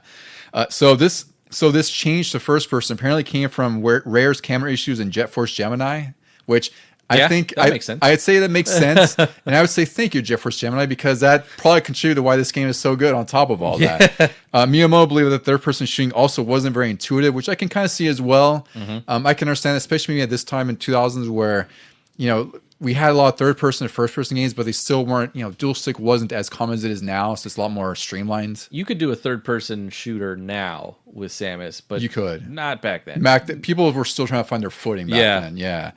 And then senior artist James Dargy, I think it's pronounced, said it took 6 months for them to create a level that Nintendo approved. And then after that, they had less than a year to make the rest of the game. So the staff was said to have worked 80 to 100-hour work weeks during the last 9 months, which, that's basically the entire development time of the game. So we talk about how awful crunch is nowadays, and it's awful that it exists, but it seems like it could have been even worse back then because it wasn't so well known. Like, you and I would come out, especially because we were teenagers, like we see games come out. My assumption is they have a whole team of people making this. And it's just like, a 9 to 5 workday. But apparently it's not. It's just the game industry is notorious historically for crunch. And this is another example of it. It's also weird when you think about, like, there was this crunch, but the game came out amazingly. And then something like Cyberpunk has crunch and comes out like shit. Exactly. and that tells you where there's crunch and there's also proper development time. Yeah. Right? Because they crunched out Metroid Prime in, where it was, we'll say like 16 months where it was. And they felt like they had enough time to do that. Where Cyberpunk felt like it was another 2 years off and they were still doing crunch time. So it's like they would have needed, double the staff in that short time to do that. So it's wild, like what, the results of crunch are versus what they are in some instances, right? It's literally hit or miss. Some games are successful for it. Others not so much. And really, it should never be happening. It should never be happening to begin with. Like, just for God's sake, it should not be happening. That's really the whole bottom line here. Yeah. So Nintendo created the music while Rachel handled the art and programming, and both worked on the design of the game. Director Pacini, I didn't get his first name unfortunately. No, Mark Pacini, excuse me. He said the team tried to make the bosses the biggest challenge so that players would not be afraid to explore. The focus on exploration led them to spend time on making platforming approachable. So that was another big thing that this game that was new to really first-person shooters. Like, we always had jumping, but it was really difficult in a lot of games, even on PC. It could be imprecise, maybe overly sensitive. Turok is another great example we'll go to. God. Where, sometimes you're slippery Turok jumping on these tiny pedestals. Like the tiniest little pinpoint stalagmites. Like yeah. So again, Metroid being such a very jump-heavy game just by the nature of exploration, it really was important that they got the jumping right in this game. And it was hard to do in first-person games, but as we get to, they absolutely freaking nail it in this game. I think it helps that Samus isn't wobbly like Turok kind of was. Yes. It's more stiff. She's more weighty. Yeah, more stiff like a GoldenEye or a Perfect Dark. And then you trust when you jump. Except in one of my recent playthroughs, the whole reason I got lost was because I didn't trust myself to jump from one platform to another area. And so I didn't realize that's where I needed to go. I was like, no, I have to come back when I have a better jump. But no, they were like, you can do that in one. Like, you're fine. You got a little more. You got a little more push than you need to. Yeah. That's always fun when it's like the reason you get stuck is like the dumbest reason. Yeah, I hate that. Yeah, I just didn't believe in myself. I wish I believed myself more. Oh man. All right, Deucey. So let's get into some reviews here. So this is a stellar game. This has a 97 out of 100 on Metacritic. Holy crap. And then the remastered version that was released on Switch, I don't know, 2023, 2024. I forget when that was released already. It's just gone by so fast. Couple right? years ago. Yeah. That got a 94 of 100, which also tells you, for one, how well this game ages, because the remaster, it's really it's built on the foundation of Prime, and it's damn near a remake. The way that the visuals are, it's really amazing what they've done with it in the remaster. Oh, well, I consider this a true remaster because they didn't change anything story-wise or level-wise or even enemy-wise, and then they just made it look good and modern. And basically, it looks like how I remember it looking on the GameCube. It is definitely a remaster, but I meant more like as far as the visuals, the visual upgrade, that almost looks like a remake level. But again, like it's also a testament to how good the original looked, like you said, where a lot of instances, the art style and art design will usually outshine technical prowess, right? Because a game might look technically great, and 20 years later, it's like, all right, well, it looks like it's from 20 years ago. Whereas Prime looks like, it could be released today just from the art style and what they do with the visuals. It's really amazing. It very much fits with what we've seen of Metroid Prime 4. Yes. Which is going to be on a modern system. I cannot wait. I believe it's coming out October of this year, supposedly. Oh, yeah, that's what I heard last. Yeah, and they haven't shown a damn thing since we were a trailer, but I don't care. I'm excited for it either way. That's because they kept showing it on Switch 1, and we were like, no, guys. It's not happening. We know your second system is coming. Give me another Breath of the Wild or Twilight Princess kind of thing here, yeah. Let's see. So for more reviews, we have EGM issue 162, January 2003. This got 3 reviews, and all of them gave it a 10. 10, 10, 10. And this got EGM Platinum, which didn't happen too often. I know the games off the top of my head. There was Halo that got all Platinum scores. This might be one of the first times in our series that we've been doing where I actually agree with EGM. Yeah. You're like, wait a minute here. What, they actually got something right? Yeah. That doesn't sound like them. Best feature. Well, I mean, here's the thing. I'll get into the review of what they said too, but there's a couple things that I think, actually, maybe it was the GamePro one that we'll talk about. That was the one where I had some issues with, yeah. So EGM, best feature, incredible new aesthetics, same great gameplay, worst feature. And this is really a nitpick, right? Because this is kind of the nature of the GameCube control. They said control scheme can be bothersome. Yeah, I can see that. Yeah, absolutely. We'll talk about that too, because I feel like it's as good as it can get on the GameCube, right? But I can understand why. I'm surprised how smooth it felt on a GameCube controller with technically one stick, because the C stick was for your weapons. It's really just looking too, I think. If you could hold L and look around, if I recall, with the C stick. Yeah, but you couldn't really pan around with it. Yeah. So EGM said that I never thought it would turn out like this when they're talking about the first-person shooting perspective. I never thought it would turn like this, and they thought that they never thought that the US would make a first-person shooting Metroid, but they thought it would be passable. But it's like the best GameCube game they've played so far. Yeah, they know that it wasn't necessarily a typical first-person shooter, which I kind of agree with. It's an interesting point. I didn't really think about it this way. It's not necessarily a traditional first-person shooter. They thought it was more of like a Zelda-style adventure game because of the lock-on combat.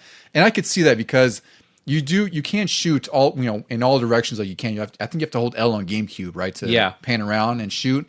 But in general, once you click in the lock on, you're focused on that target and shooting it just like Z targeting in Ocarina of Time. Yeah, you very much needed. You do, and it helps a lot because a lot of the sections of this game are confined. Like there's not very many open areas, and all 3 reviewers were just completely blown away. Like I said, they really didn't have any critical issues necessarily. Like I'm sure the stuff they mentioned was really nitpicks, but 10 out of 10. EGM didn't give it out like candy, like some reviewers actually still don't now today. Yeah, it feels like when they gave it a 10, it was a pretty big deal. GamePro, I feel like this review might be the most contentious for us, even though it's not necessarily a bad one. They reviewed an issue 172. They gave graphics a 4.5 out of 5, sound a 4. Control of 4, fun factor 4.5. Oh, I just read the first sentence you put on here. There you go. Oh God. A little more polish and shine, it would have looked better than Halo. And I noted, I think Prime has a much stronger art direction than Halo. Jesus Christ.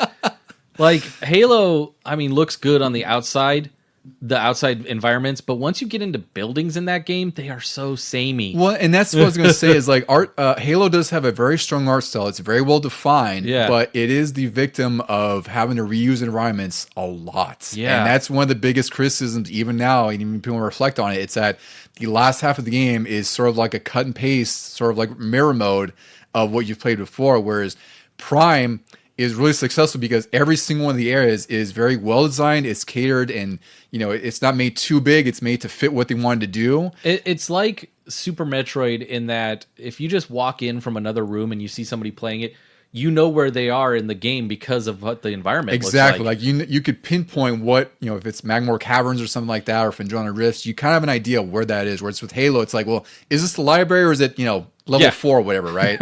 And that's just me kind of crapping on Halo, but I feel like that was a little bit weird to compare the two because for one, they're two different systems and really two totally different games, two different experiences.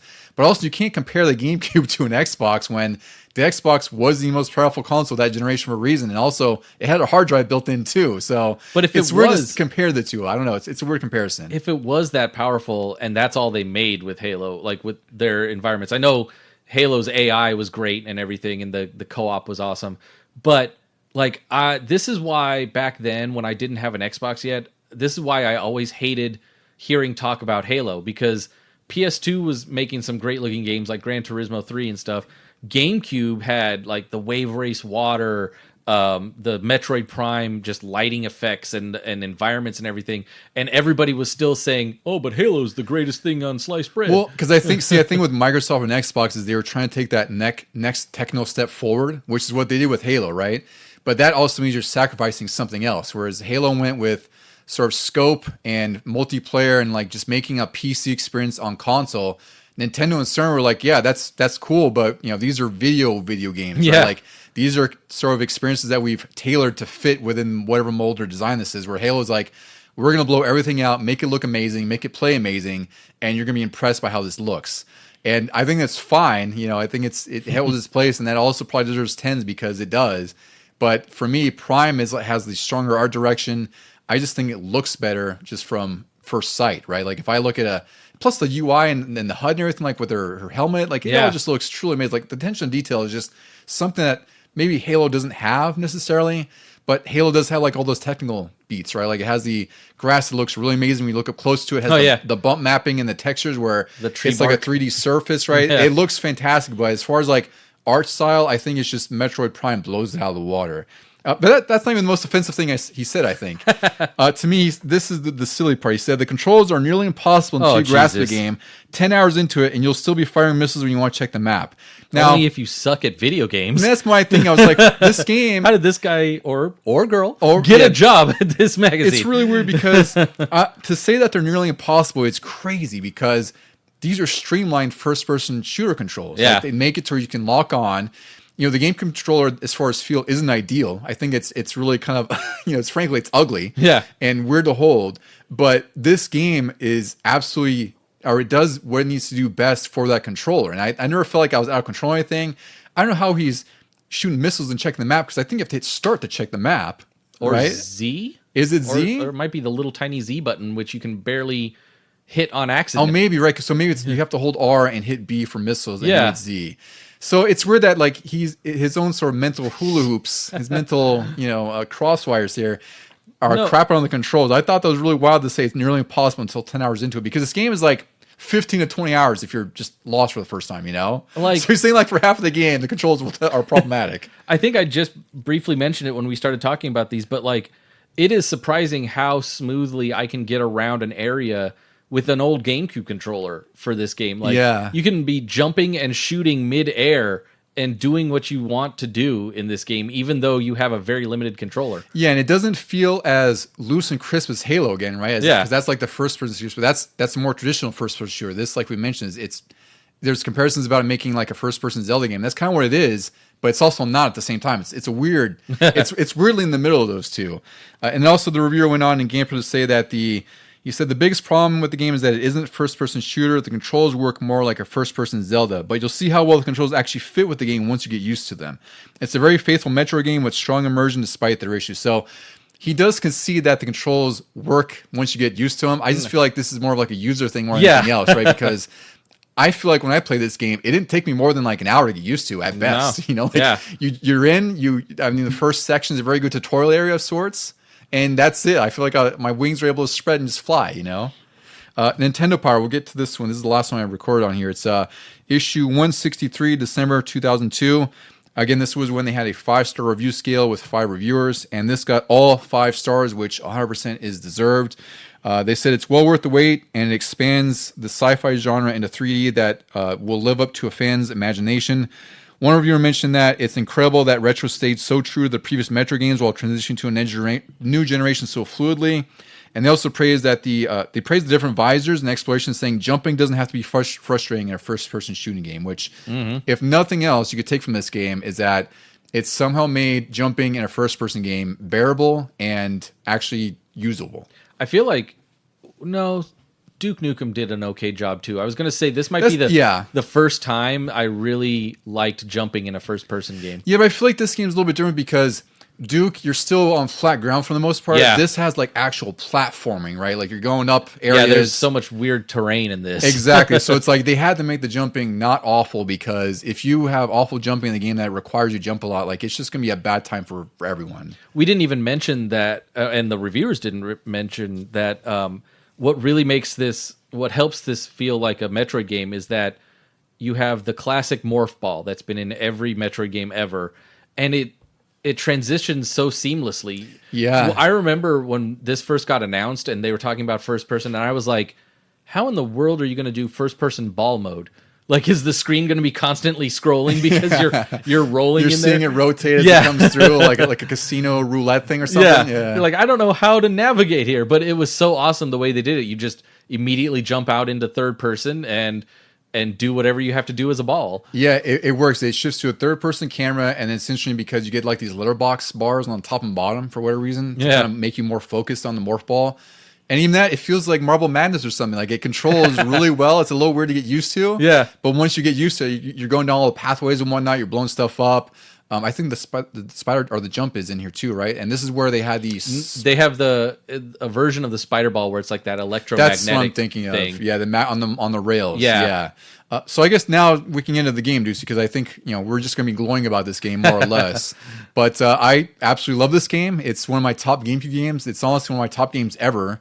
And a lot of that is because, like I said, this is what got me into really firmly planted myself into Metroid and the series itself. Because once I played this, I got lost. Yeah.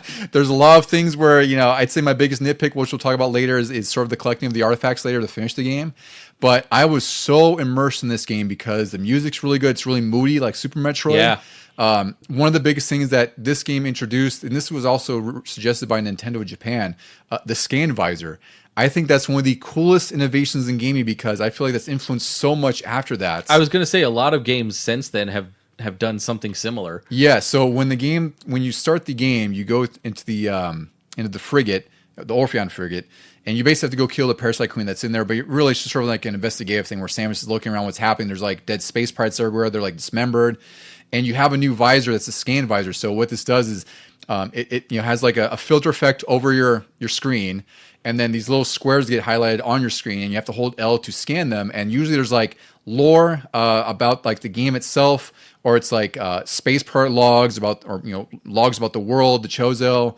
If you highlight like a dead space pirate, it kind of surmises what might have happened to him with a little X-ray of like looks like they were stabbed or something. Yeah, and I was just addicted to scanning every freaking thing in this game because of that. You can scan every living thing and find out ways of like killing the bosses. Yeah, it'll tell you weaknesses and whatnot. Yeah. And the reason I say it's influential is because games, like Batman Arkham, any game has like a detective mode or like sort of a sonar mode or some mode where you can kind of see through walls or scan things. It's because of Metroid Prime. Like this is the first game I remember where it did that, where it had that level of immersion where it's like you're now scanning the entire world and you're learning more about the game and the world through that. And it's totally optional. You don't have to do that if you want.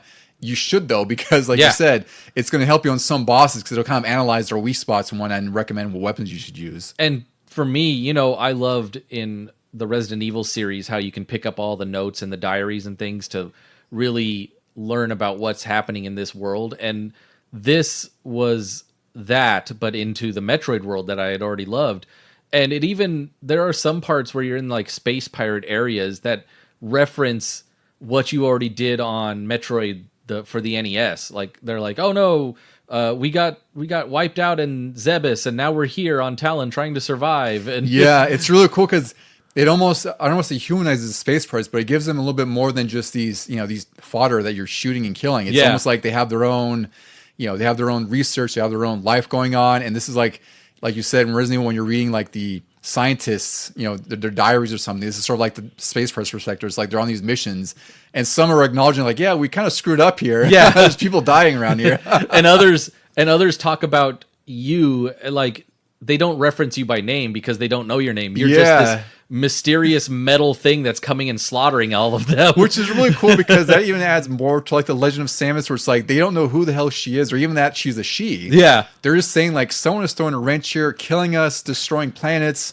Who is this person? She's just here all the time. And it's great because it's almost like this is a loose connection, but also like the Ghost of Tsushima, where it's like Samus is almost like a legend that they know about and have seen, but they know nothing about her. Or like, was it Doomslayer? Like Doomslayer. In the most recent Dooms. Yeah. So this game kicks off with that, and then you lose all of your powers, of course. And just then, by a weird, like an explosion that knocks you on your butt, and suddenly you don't have anything. It's almost like a weird EMP thing, I guess. I don't know how that works. That was the dumbest version of, hey, I don't have my powers anymore. Yeah. And then you land on Talon 4, and even just when you first land in that first area with like the waterfalls, you're in your ship, which again blew me away on the GameCube when I saw it back then, because this is like a stunner of a GameCube game at the time. And it just looks like a living, breathing world. This is really what as much as I love Metroid Dread, this is what my biggest complaint with that is, that like because it was in that, I don't know if it's a space station, where it is, but it's on a planet, I think. Is it a planet? It's like a really mechanized kind of industrial looking planet where it had variety, but it didn't have the variety of what Super Metroid and Prime had, because Prime, each area is very distinct and every one is just absolutely just freaking gorgeous. Like Talon 4, my favorite's Fendrana Drifts, just because I like the snowy theme of that. I like the music there too. The music's really good here. Very peaceful. Magmore Caverns, I think it's called, right? That's like the main fire area. Is Magmore in here? Yeah, that one's awesome because it's got the old Ridley music. Yeah, and I was about to point out, like I love that music. It's a remix on that. Yeah, and just every section of this game is just it really just, even when you play the remaster, like it just kind of entices you on like what's behind the next door, what's behind the next section.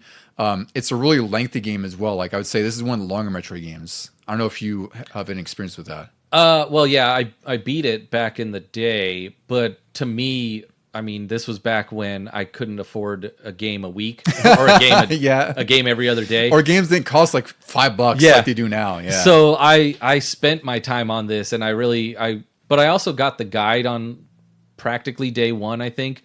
So I just followed that to the letter, except for that one pirate boss that. Oh yeah, well we have to talk about that here. Yeah. But I played through all this game. I didn't even. I knew Metroid games were known for giving you a better ending, or Samus in less clothing if you finished it faster. But I didn't even care with this. I was like, give me a 10-hour playthrough because I want to collect everything and I want to try to scan everything. Yeah, I mean, even now, like when I played this, so I played through this when the remaster came out, and I played through it all, and I loved every moment of it, except for some of the nitpicks we'll get to. And I started a little bit this week just to kind of refamiliarize myself, because it's probably been like a year where it's been since I played. And like, it's the same thing, just that beginning alone is just enough to get you into it. And every time I just find myself scanning everything, and then the way the game unlocks or gives you abilities, I'd say it's pretty well paced, because you're always discovering something new. And there's a whole bunch of other things, like you can discover new visors. Like there's an X-ray visor, which really helps because there's going to be space pirates who have like stealth camo almost. Yeah. So you can only see them on that. There's one that's like I think it's like heat, like a thermal one. Is it a thermal one? Visor? Yeah. Isn't it where you could see like they're highlighted, right? Because everything goes purple. Yes. Yeah, I remember that. That's right. So there's that, which also helps. One of the reasons I got stuck on the remaster is like I was playing on the OLED Switch, so it's super dark. Oh. I was looking at like this huge chasm. I was like, I don't know how to get there. So I backtracked, whatever, and I forgot I had the thermal visor, which highlights some of the platforms that I didn't see. I was like, God damn it. Thermal and X-ray highlights platforms that you don't see. Yeah. But in one of the Talon Overworld areas, I think it is, you can, if you look really carefully, you can see the rain coming down on the invisible platforms. Yes, I noticed that. It's that freaking detailed. And that's what I'm saying is like, as far as like, I don't want to compare it to Halo, but I think that's another thing that this game does really well is like all the attention to detail with all of the small details. Like when there's a bright flash from your missile, you see Samus's face reflect in the visor, like her glass visor, wherever it is. You look up at the sky, and like you said, raindrops are hitting the visor. It is just crap that like I would have never thought to include, and then you notice you're like, holy shit, like that's amazing they did that. One of the first things I noticed about this remaster, because like I said, this is how I remember it in the other one, but in this one now, you can see the raindrops on your gun arm. Yes, I noticed that too. You can also notice the gun arm pulsing more, which is really cool. Like it's a little bit of effect, like her little charge beam. There's also different arm cannons in here as well that we can kind of talk about. There's a fire one. What's the other one? Is it like a plasma beam one? No, it's like a plasma is the fire. A pulse. There's the wave beam, which is electric, and then ice beam. And ice beam, yes. Whereas, like in the old games, you could combine all of those into one super beam. This one, each beam, which I thought was pretty genius, is that each beam can do something different. Like the wave beam is electric and can really mess up electrical things or robots. Yeah. The ice beam obviously is to freeze stuff into platforms or to freeze the Metroids. And then the plasma is fire, which is if there's ice, melt it. Yeah. So that's another thing this game really excels at is that it uses all of the abilities as it introduces them to teach you ways to further explore and traverse the world. That's really the biggest thing. I'd say the biggest change from even Super Metroid, any of the Metroid games before, is like they really emphasize like all of Samus's tools and how you use them to traverse through Talon 4 and all the different parts of the world in this game. And that's really what makes it so exciting is like I said, like there's always something new at every turn. There's always something new to discover. Like you might see like there's an upgrade behind like some shrapnel and you're like, well, how do I get through that? It's like, oh, you could charge up your missile and just blast through some shrapnel and whatnot. It's also interesting that like when you scan something, it'll highlight a word like this is made of benzonite or something. And you're like, okay, that's not an earth element. And that means something in this because it's highlighted red, and then you find that like benzonite or chromium or whatever is like only destructible with a certain beam or a certain missile, exactly, or a bomb or something like that. It gives you these little contextual clues saying like you may have this now, but you're going to need one of your abilities or weapons to get through this or destroy this thing. And they don't just make it some earth alloy or anything like that. They're like, okay, we're still going to immerse you into this fantasy world, and you're just going to have to learn what that word means. Yeah. We'll talk about bosses real quick here because I think they're all pretty phenomenal and they're all just really huge and scaled. Like I really like the boss in Fendrana Drifts. It's like that big. Oh, it's like a roly poly. It's like they call it a Shigaroth or something like that. Oh, Shigoth, I think. Shigoth. Yeah. It's like there's like little versions of it throughout the level, and then all of a sudden there's a huge You fight like the big mama one. Yeah, and you have to use I think you have to use the plasma beam on her too. I can't recall. You have to break her ice back first with missiles. Oh, that's right. So you break that. So that's another thing with the bosses too, is they all have like these sort of weak points that you can target because then you have lock on targeting. Yep. So there's usually some sort of weak spot where you have to shatter it, and then it opens up another weak spot where you can shoot them with your beam or a charge beam. One boss I really would like to talk about is I think it was the Omega Pirate that you got stuck on back in the day. So oh my god, I think back then you and I were we were playing through at the same time. I don't know who beat it first, but I guess I had to have at least progressed further than you because I told you what to do with the Omega Pirate. But we were both like in tandem playing through and just like talking about it and going through it, kind of like giving each other tips for what we found. And I remember one that I'll never forget was the Omega Pirate, which is later in the game, and it's a huge like transformed phase-on infused pirate. He's pretty tough. And I don't know if I had a guide or maybe I just thought to use the plasma beam or something, right? Or what? I forgot how it was. You either looked it up in just the Nintendo Power or online. Yeah. But you found they said that version of how you did it. And I think I had to use the charge up super missile, right? Is that what it was? No, it was. Or did I use the plasma beam and it told you to use the super missiles? Yeah, I was using missiles and they were barely doing anything. Okay, so that's what it was. It was the reverse where you were using, super missiles, and I was like, wait, you didn't use the plasma beam because I remember you had to use the plasma beam to like shoot its shield off or something like that. And then I think it had some weak points that were like encased, and you could expose on its them. limbs. Yeah. And then I remember you were stuck at this boss. Yeah. And I told you use a plasma beam, and you're like, what? Yeah, because in the official guide, I can't remember if it was the official Nintendo one or whatever, but it just tells you to use missiles. You're like, yeah, you'll be fine. You might take some hits, but dodge and aim. And I'm like, Nope, that's not working. And I remember you told me it was in the guide. I was like, why would the guide tell you that? Like, and it might have been something too where you scan it, and it might say to use plasma infused weapons. I don't know what it was. Yeah. I don't. However, I discovered it, but I'm pretty sure that once I told you, like, oh, that was like way easier. I beat it like the very next try. Like, what the hell? So, we talked about how Fusion may not have memorable bosses. I think this game is the polar opposite, where most of them are memorable. You do fight Meta Ridley towards the end of the game. Actually, before we get to the game, I'll talk about my biggest annoyance with this game, which isn't a big annoyance, but much like the story says, you do have to collect 12 artifacts throughout the entire game to open up. You go to like this, I think it's like a ritual site or something, and that basically sort of summons Meta Ridley as you fight him, and then you go into the crater, which you then fight Metroid Prime. But getting those 12 artifacts, it's not that it's difficult, it's just they're riddles that you find that you have in your lore book, so you have to go through them, and it'll say like, go to the top of this, or where the sun shines, blah, blah, blah. And you don't even have all of the riddles when it... No, you have to discover the riddles as well. And if I recall, a lot of them are like on Chozo statues and whatnot, so you have to scan them, and it'll give you almost like a riddle or a legend or whatever lore piece to get you to that point. So once you collect everything, and I mean collect everything as in like your abilities and just that sort of have like the point where you can enter endgame, so to speak, you have to collect these 12 artifacts, and they're all over the world.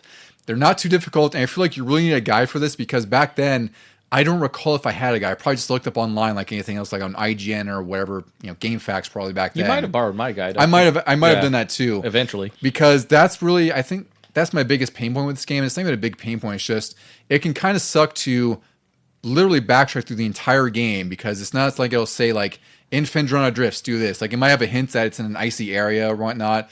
There's some that are a little bit more ambiguous. Like there's some on Talent 4. I'm like, I don't know if I would have figured out it was there. Yeah, one of them talks about being in a tower, and then you go to that world, and you're like, there's like 4 different towers here. And some might require you to blast something open. So it's something where you really need all your abilities or all your beam weapons to use, because you might have to use something to access it or trigger something. Like I think in one of them, like one of those towers, if I recall, unless it's another item, you have to like blast part of it open or something, and it collapses or something like that, right? Yeah. So they're all, on top of it being riddles, they're also kind of hidden in some respects. So you might miss them if you're not looking too hard. If you're looking too hard and missing something you don't expect to be behind there, So that's the part that kind of sucks, but it's not even a big deal. I say look up a guide because it's helpful.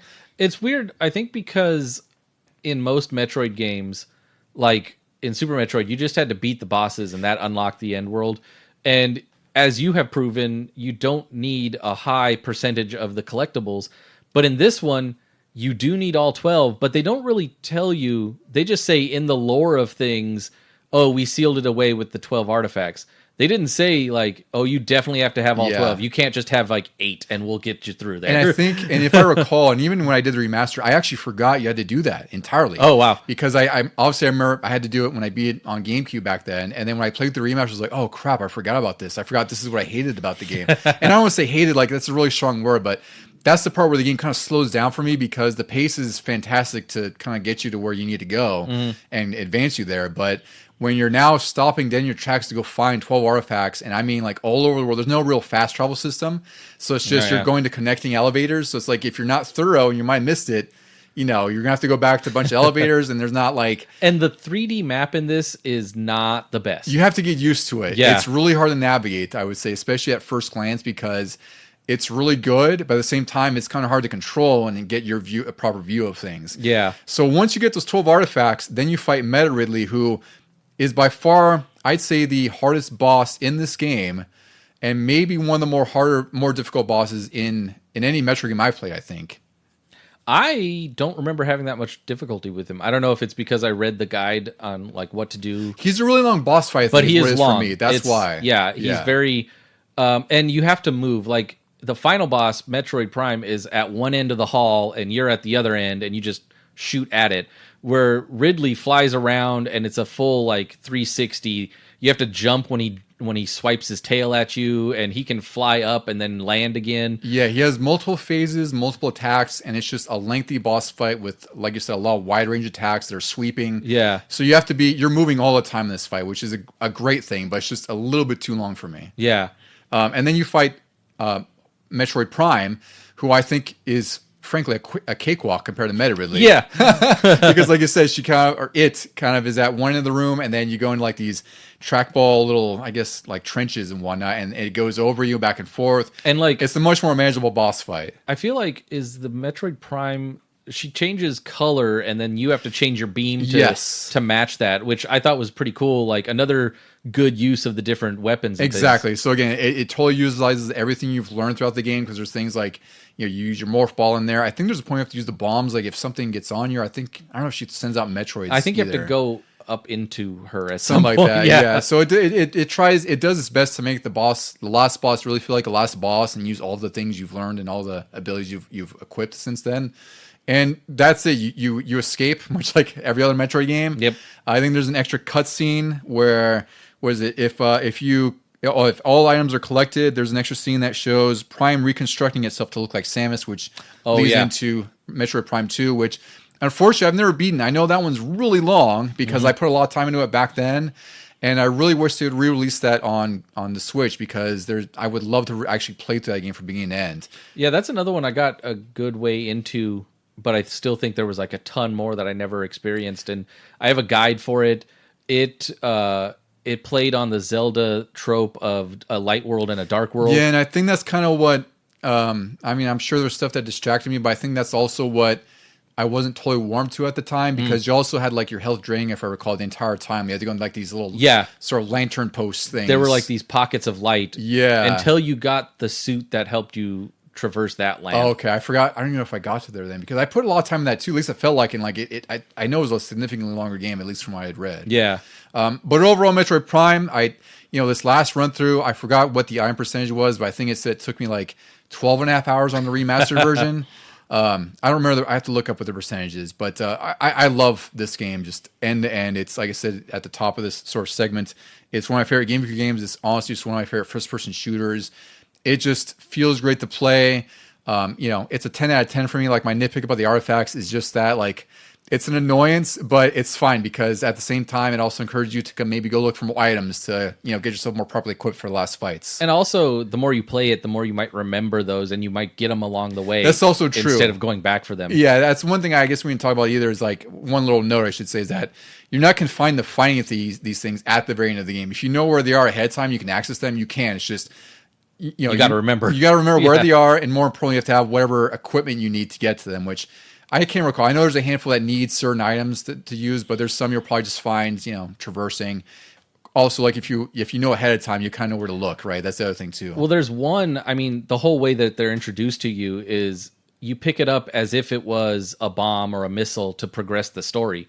So that's when you start to notice, like, oh crap, there's going to be more of these. Yes, 11 more. Yeah. And then you can beat the game. Yeah. I'm looking forward to playing this more now, because when I first got the remaster, it was impossible to see. It was Doom 64 levels of dark. It could get real dark, because like I told you, I played on the OLED, which is even worse. Yeah. And I felt really stupid when I was like totally stuck, and it was because I could not see even a hint of those platforms, because I didn't have the correct visor on. Yeah. And I was like, oh geez, now I have to remember to do that. So at least now, since I've been playing it on the Switch too, I'm like, oh my god, I can actually see in a room that's dark. Even though it has the little fireflies, I can see without them, and I can finally get somewhere. I think I'm stuck around the Fendrana Drifts. Like, I can't remember where to go. I just got the space double jump thing, and then that opens up so much more. It does. It feels so good to use in this game too. Yeah. Yeah. I start using that for regular basic jumps just to be safe. I do all the time. It's just forced to happen. Like, I just make sure. Like, the worst I can do is overshoot it or not. I might hit a wall or something. Yeah.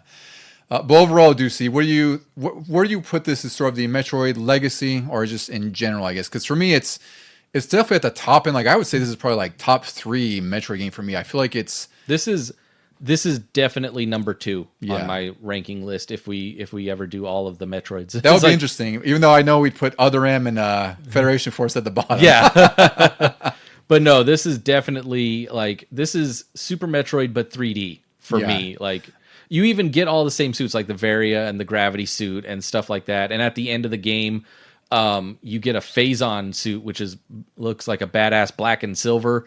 and you get the phase-on beam, which is basically like that rainbow super beam from Super Metroid. So yeah, it really feels like they were like, okay, well, let's do what we already know, but make it bigger in 3D now. Yeah, it's interesting when we're talking about both Fusion and Prime here that Fusion, at first glance you would assume that should be closer to Super Metroid because it's 2D. It looks like a 16-bit Super Nintendo game. Yeah. But they made a concerted effort to make that the sort of anti-Super Metroid, whereas Metroid Prime is Super Metroid but all in 3D. Yeah. Like they definitely took inspirations from again like the atmosphere, the music, because there is music in this game, but a lot of it's it's sort of atmospheric. Like it's not really melodic in any sense. There are some melodic sections, but a lot of it's just sort of like in the background, kind of adding to what you're seeing in front of you. You're like, this feels like a forest would naturally be playing this music in my ears. And again, like the art style is just insanely stellar in this game. Like I just can't gush enough about it. Like it just looks so good, and all the visor details. Like it's just such an amazing game. It's just the amazing story. The fact that this was, one of 4 or 5 games that Retro was trying to work on at some point, or actually it started with 4 games that were totally unrelated to Metroid. And then Miyamoto's like, hey, you want to make a Metroid game? Yeah. For your first game ever, basically, And also do first person, which is not any of the 4 that you were doing. Exactly, yeah. So it's amazing that this game has had quite the story and that they made it in where it was a year and a half. And it's honestly it's one of the best first-person shooters I've ever played and one of the best ones I've ever experienced. So that, where is it, 97 out of 100? Like that is absolutely well-deserved. And, the 94 and 100 for the remaster it's also well-deserved. I even kicked that up to 97 myself. And if you haven't played Metroid Prime, just go get the remaster. It's like $30 brand new on the eShop. I don't know how often it goes on sale, if ever, because it's a Nintendo game. Yeah. But $30, I mean, God, it's still better than some first-person shooters you'll play today, I would say.